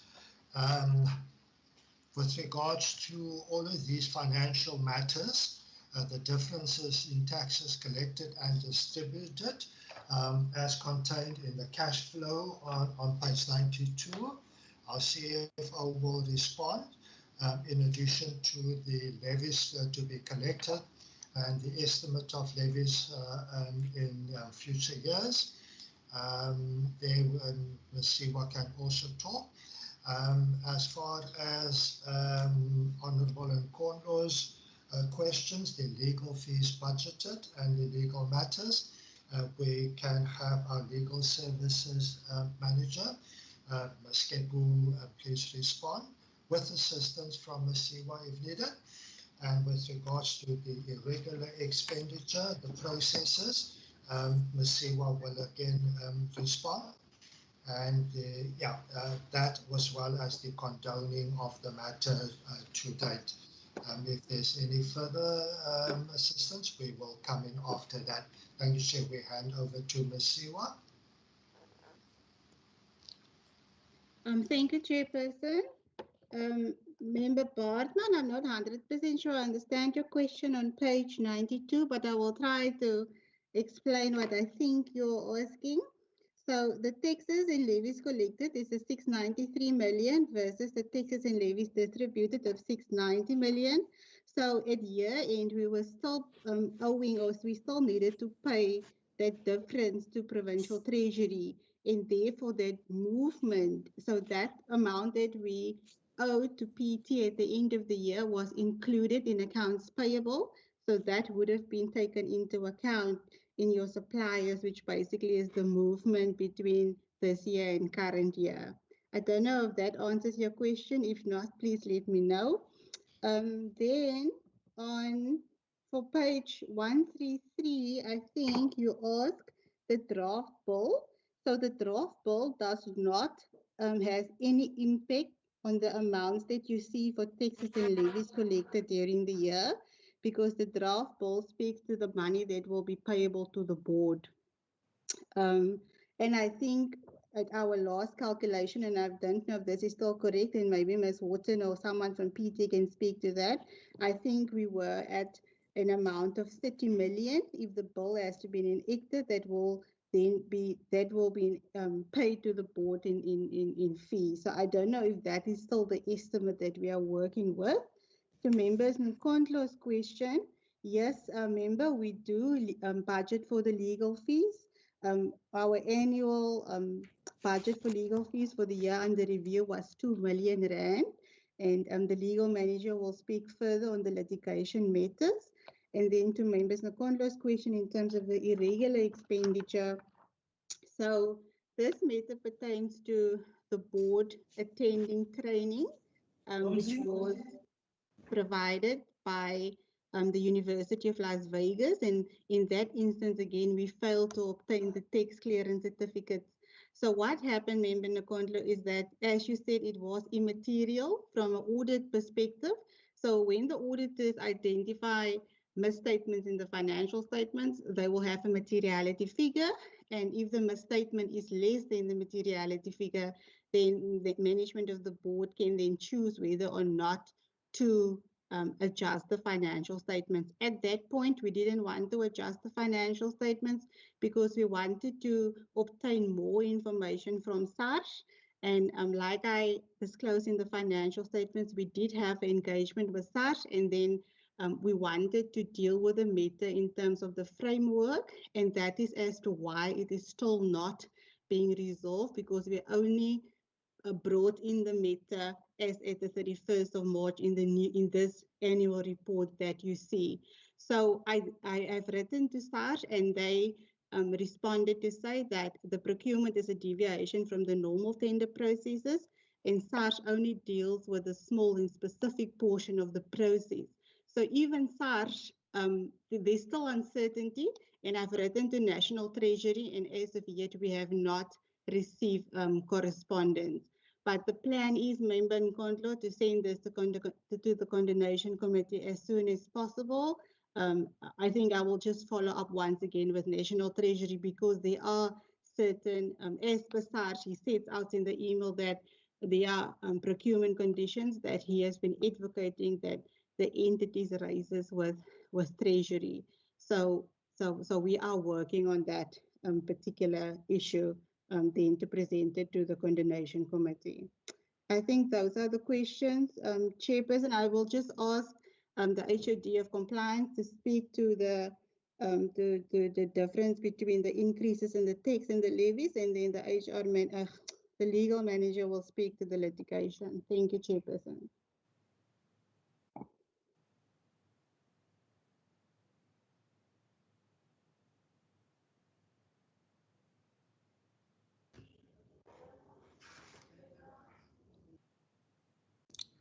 So who's next? Mr. Bennett. Mr. Bennett.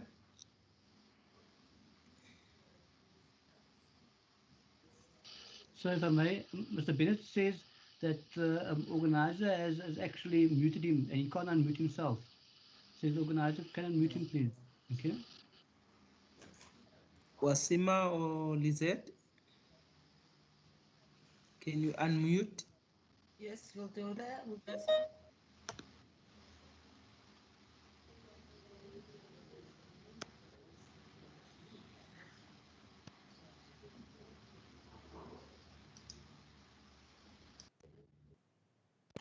Is that for Mr. Bennett, Chairperson? Because he's actually not on. He's not on mute, and I cannot unmute him. I'll try to contact him on his cell phone. Okay. Who else in the meantime can follow? Can we proceed with the legal services manager with regards to the legal fees and litigation matters? Thank you, Honourable Chair. Okay. Ms. Keppel.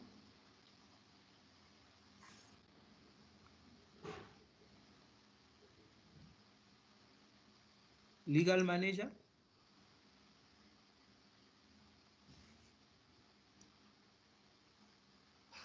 Chair, if I may, I think both of the colleagues have the same. Okay. They say they are unmuted, but no one can hear them. So I don't know what's the issue, Chair. Maybe Can we go to the department can we go to the in the interest of time? Can we go to the department in the meantime? Thank you, Chair. Thank you. HOD. Thank you, Chairperson. I will ask some of my colleagues, in particular the CFO, to provide the details on certain of the matters. They're relatively technical, each of them.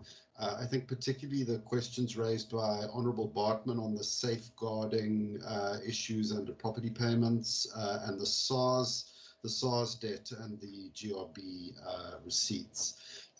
Minister Nkondlo, Honourable Nkondlo asked around the training and development underspending. One of the key drivers of that is that we were planning to hold our SCM in Daba, which is a supplier and procuring entity interface, very successful in the fourth quarter, but obviously COVID made that very, very difficult, and we took a decision not to proceed with that.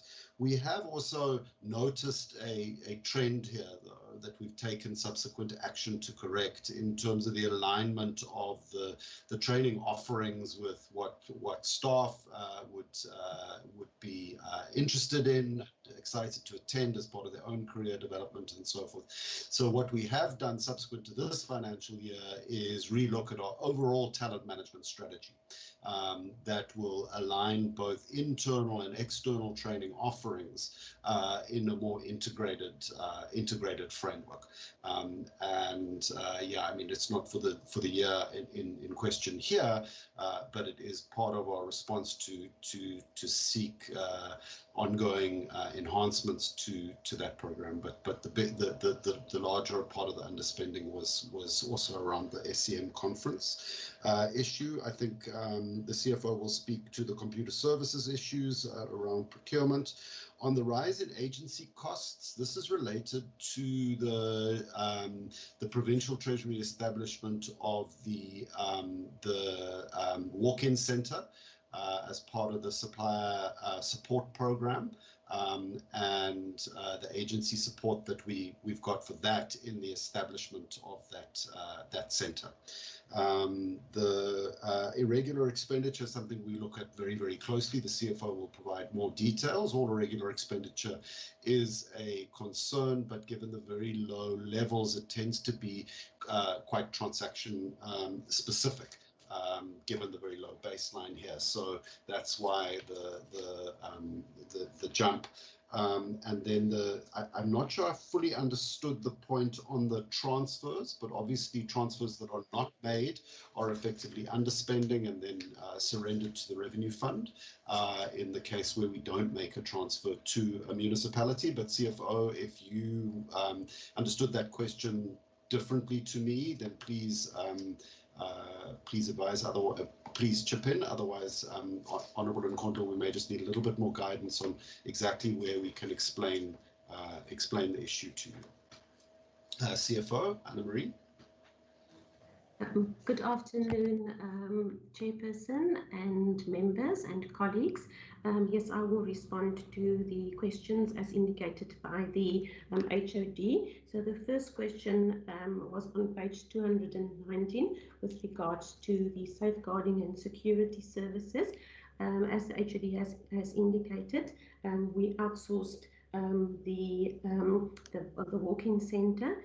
So what we've done is we have leased a building in Century City where the walk-in centre is hosted, and we needed to provide security services for the walk-in centre. So that is in total, the contract is 45 spent on the contract was 45,000 Rand, and it is a new service, so that's why there's no comparable figure for the previous financial year. On page 221, with regards to the writing off of the debt from SARS, yes, Honourable Bartman, you are 100% correct. It is debt that SARS owed us. As you will see in the explanation, the debt came from the period to July 2003 to February 2010. So I think that the debt was more or less 9 years old. And it was a to and fro from between ourselves and SARS. At the end, we could not provide the evidence to SARS because according to them, they did all the reconciliations and there was no money owed to us. And the office also moved from one floor to another, and we couldn't get the specific documentation. It was a very old debt, and we went to legal services, and legal services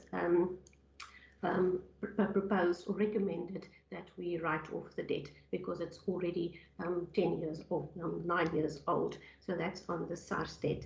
I think on page 217, as the CFO of the Gambling Board has now explained, so the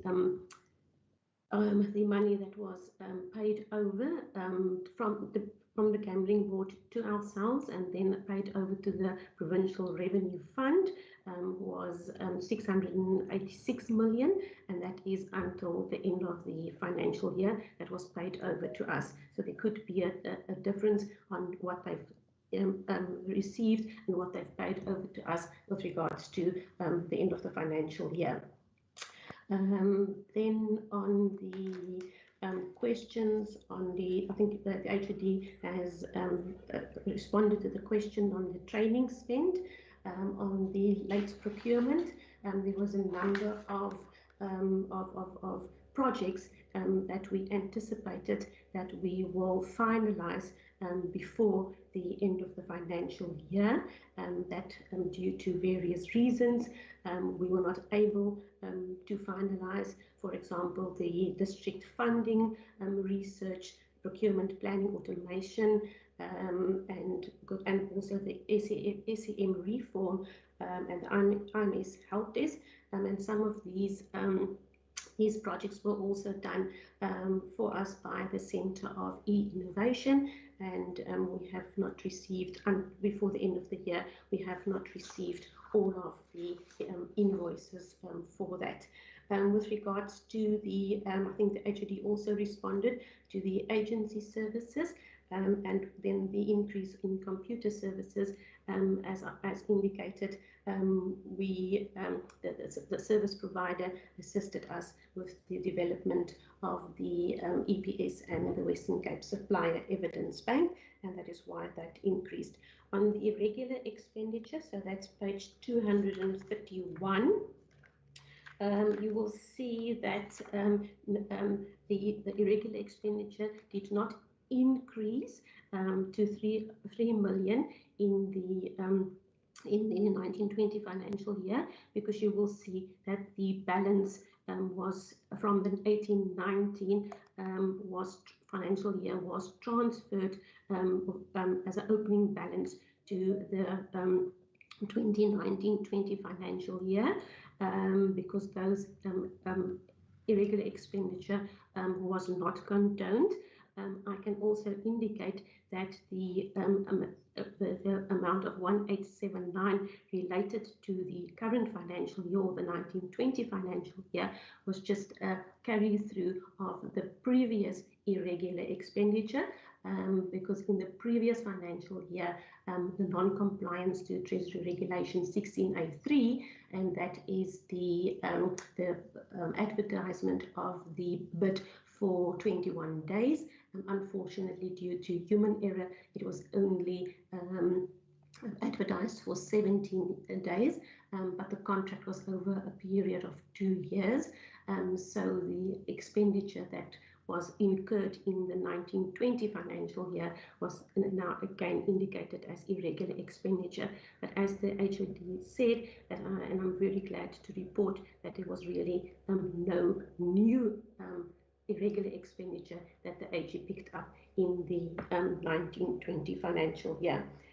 With regards to the transfers to the municipalities, as on table on page 241, you will see the spent amount. That is the amount that we received from the municipalities that they have spent until the 31st of March. You will also know that the financial year of the municipality is on the 30th of June. And I must also say that sometimes the Provincial Treasury only pay over some of the grants very late in our financial year, between January, February, so they're not able to spend the money before the end of our financial. I have mentioned all of the, responded to all of the questions. I think you have. Thank you, CFO. Thank you, Chair.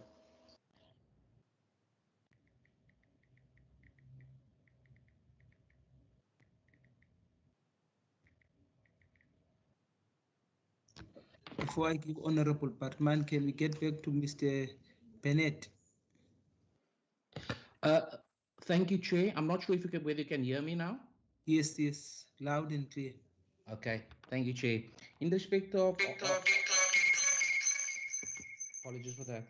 In respect of the question of Member Bartman, the difference or the difference with the levies and the betting taxes is the levies relate to the license fees and the annual license fees that bookmakers that license holder pays basically to the board, and obviously the betting taxes relate to the revenue that they generate basically from the contingencies that they offer. So what has actually happened over the last year, that was during 2019, is that the board made more contingencies basically available, especially to the bookmakers. Obviously, that resulted in them generating more revenue. The number of license applications generally stays the same. So while we have basically renewals each year and you get premises closing, you more or less get the same number of sites that will open again. So there's not a big increase or a big movement in terms of the levies basically on an annual basis. The other thing that is noticeable also is on page 133, you will see that it would appear that the taxes, especially for the casinos, didn't increase by much between 2019 and 2020. But what must be considered is that as from the 15th of March, when the first announcement was made by the president, the casinos themselves basically started putting in measures in respect of the reduction of the trade, the stop selling of alcohol, and that 15 days basically impacted largely on the type of revenues that they could have generated for the rest of the year. Thank you, Chair.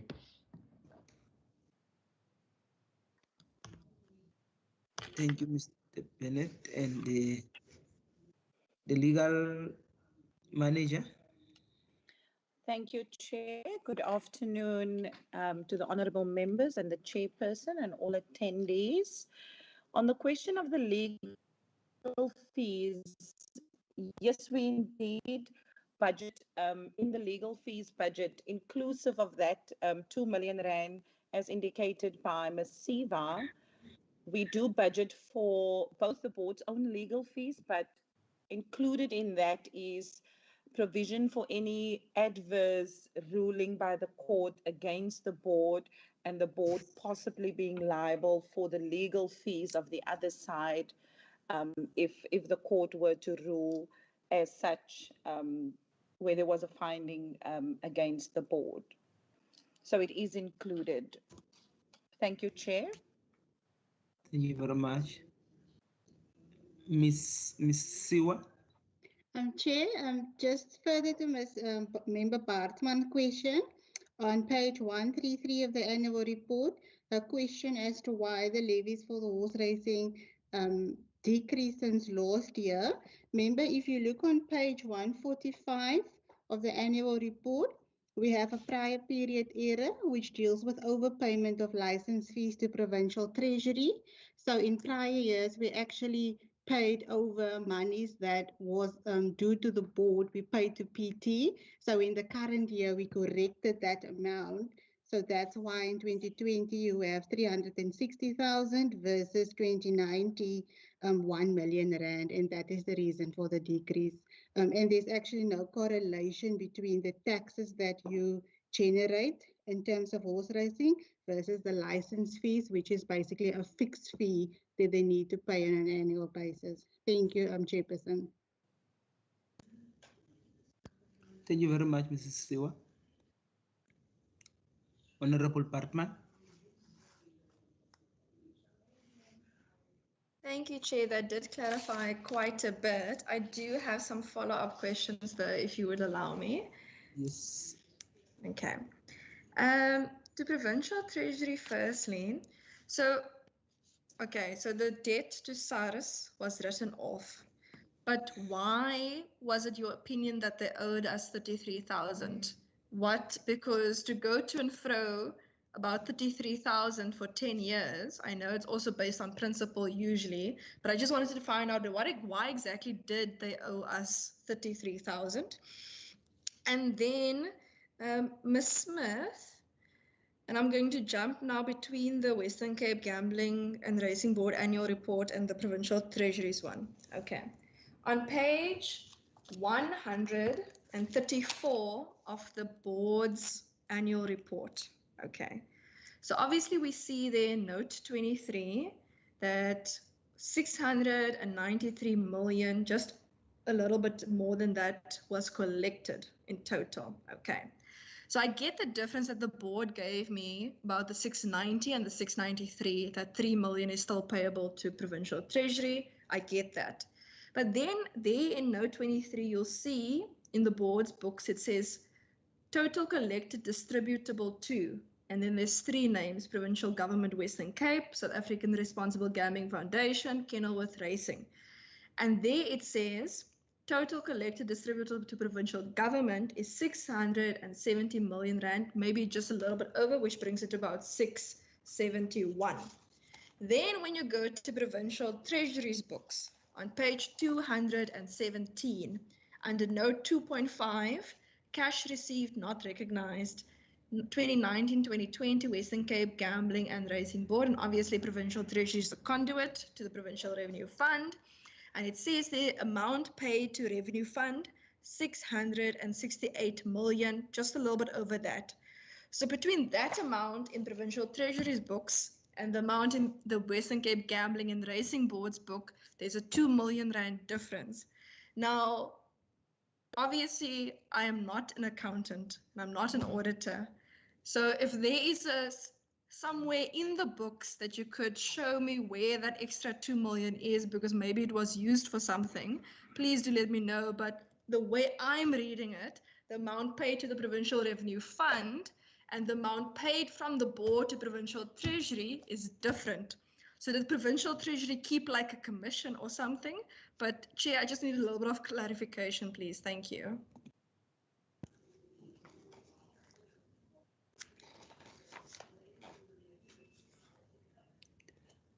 Department and the Racing Board, any takers?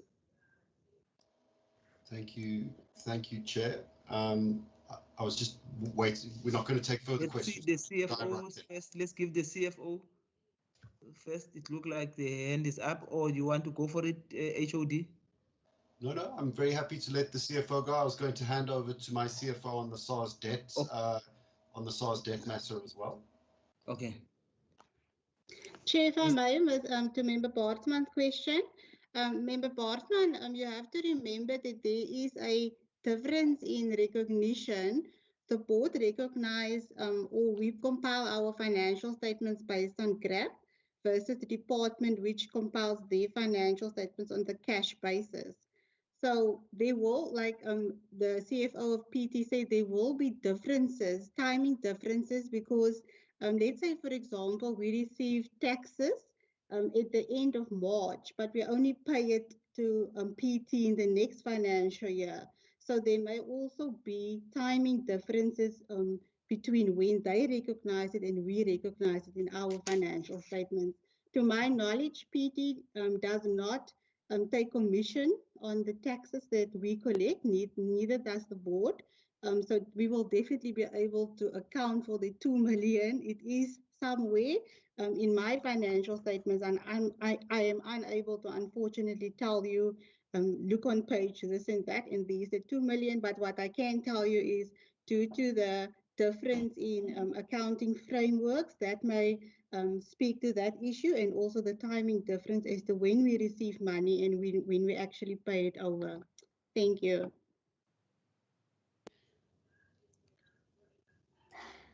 Okay, I think maybe just to latch on to the response from the CFO from the Gambling Board, I can also say that we keep record of the overpayment of the payments made by the Gambling Board and what we then pay over to the Provincial Revenue Fund. So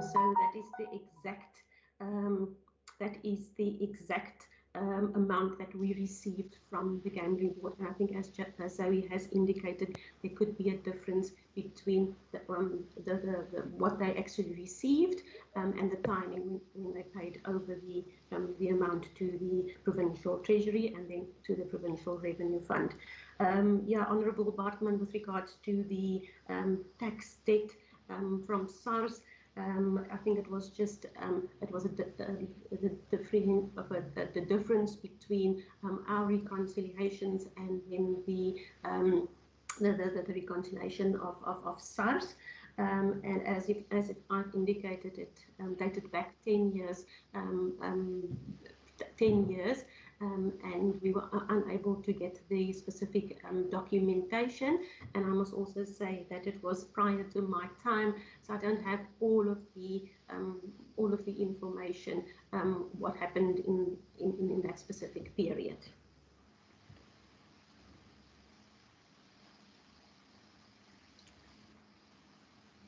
Honorable Partma.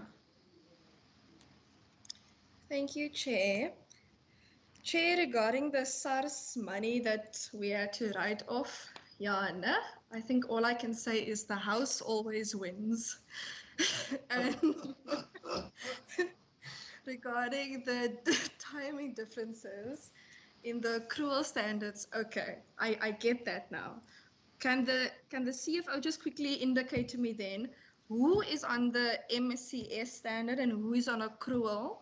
And because we've now heard that all departments and entities will eventually go to accrual, when will the second department or entity go on to accrual? Because similar in the economic development SCOPA, and I think there was another SCOPA that there were also a department and its entities that were on different systems. And while I understand that there's a pilot and people were, we were phasing departments and entities into the accrual system, I'm trying to understand why in the pilots or the moving over, the entities of the respective departments or vice versa didn't move onto the new system together compared to just identifying different departments to start moving over. Perhaps that will also give me a bit of an understanding. And then if there's a timing difference in the MCS compared to accrual in the recognition of this amount, could you just indicate to me what is the timing difference? Is it a month? Is it 3 months? Just so I could also have an understanding when I'm reading books between the department and the entities, if I'm looking for a huge gap in amounts or a small gap and, or vice versa. Thank you.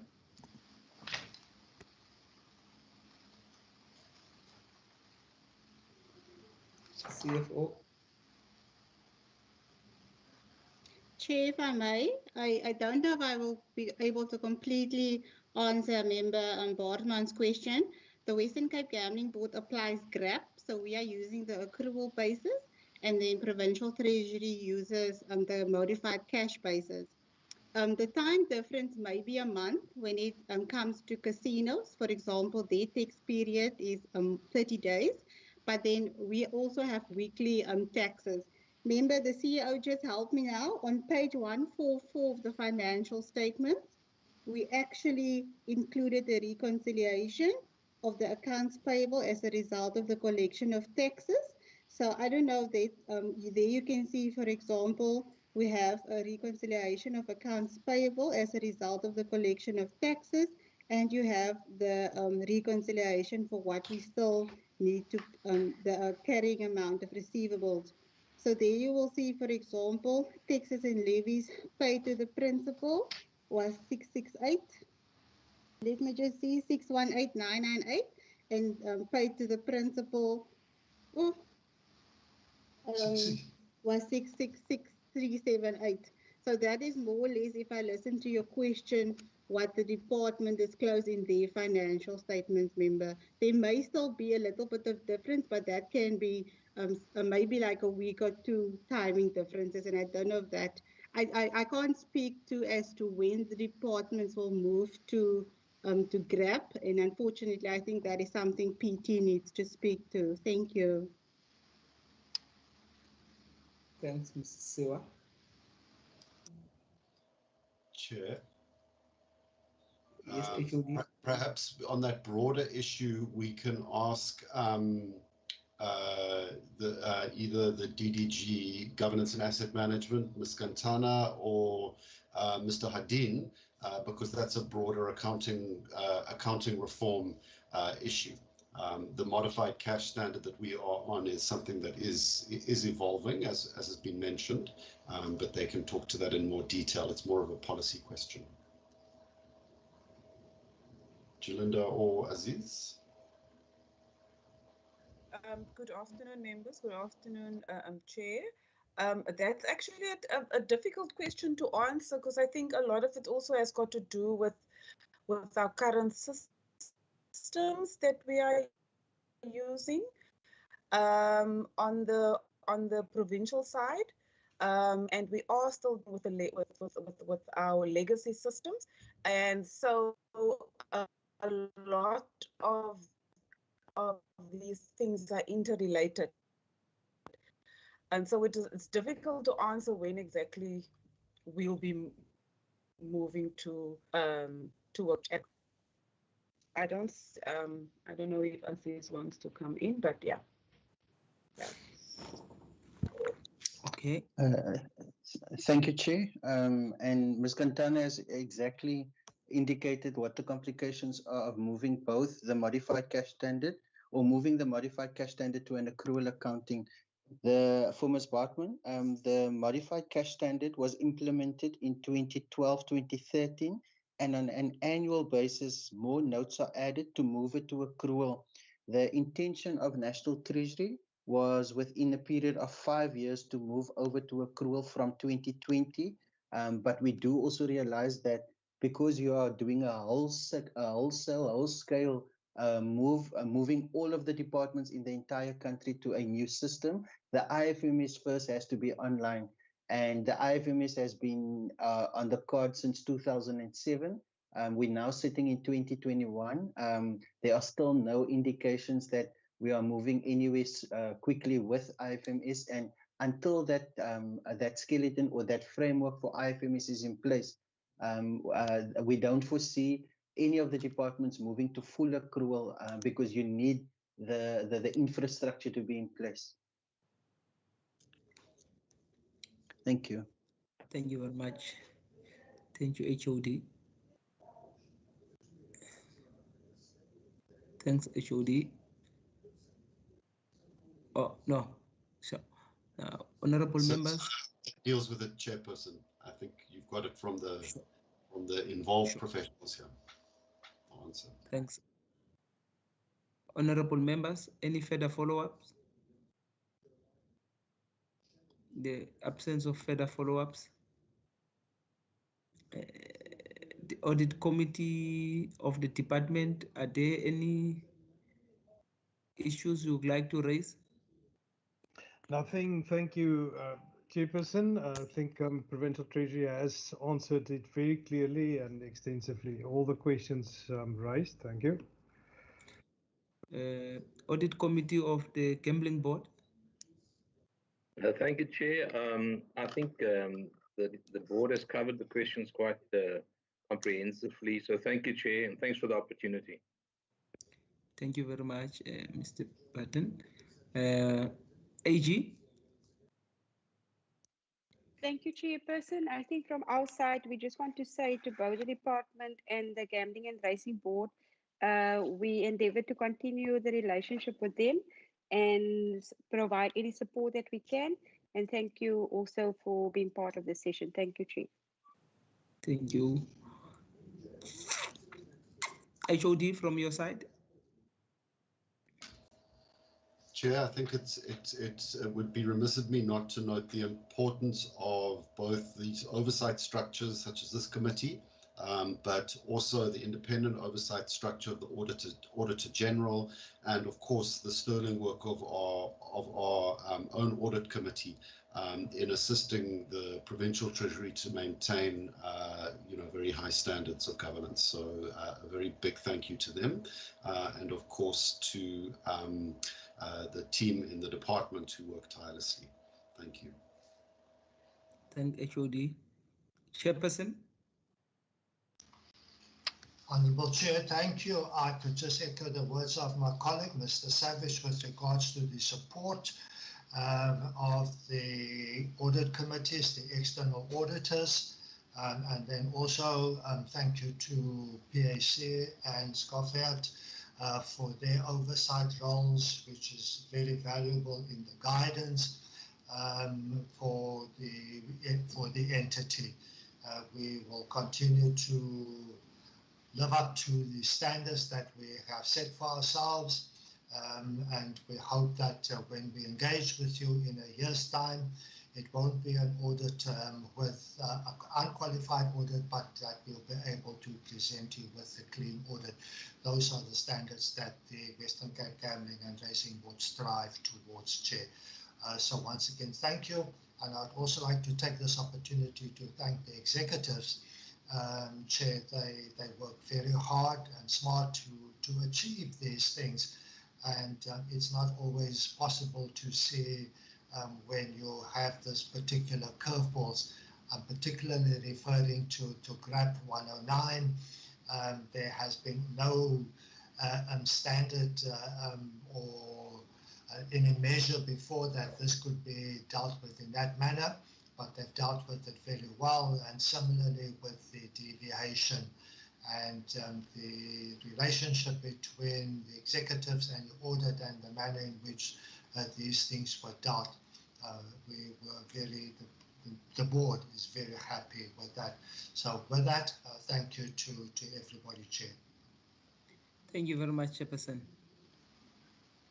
Now, that actually kind of brings us to the end of this session, where we are having the Department of the Treasury together with the board of the Gambling and Racing Board and the Audit Committee. I would like to make use of this opportunity to thank the board and as well as the Audit Committee of the Gambling and Racing Board, together with the department as well and its Audit Committee, and also the Auditor General as well, for ever being present in all our meetings so far that we've had since the beginning of the week. Thank you very much for your continued presence. And we look forward to also seeing you through the rest of the meetings as we might be having our last tomorrow. Now, also to the department, thank you very much for availing yourself to come and account once again, also to the Racing Board.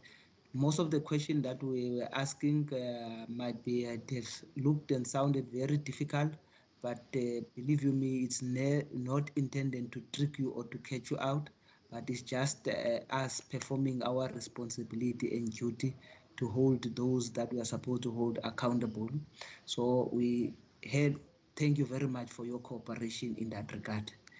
Now, we are going to continue with the business of the meeting, so we'd like to excuse you so that we can continue with the business of the committee, if the committee members and other members of the legislature can remain. Thank you very much, the department, audit committee, the board, as well as the Auditor General. Thank you very much. Thank you, Chair. Thank you, Chairperson. Thank you, Chairperson. Thank you, honourable members. Thank you, Chair.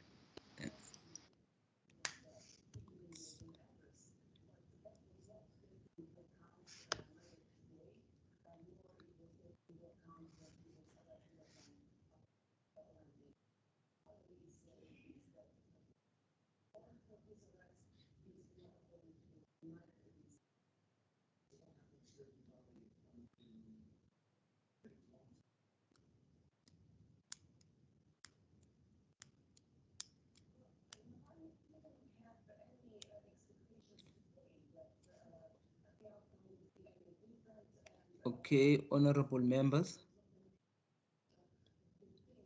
there you are. We have had the presentation and also had the discussion from the Department of the Treasury, as well as the Gambling and Racing Board. I think it's now the time for us to look at the resolutions. Are there any proposals for resolutions?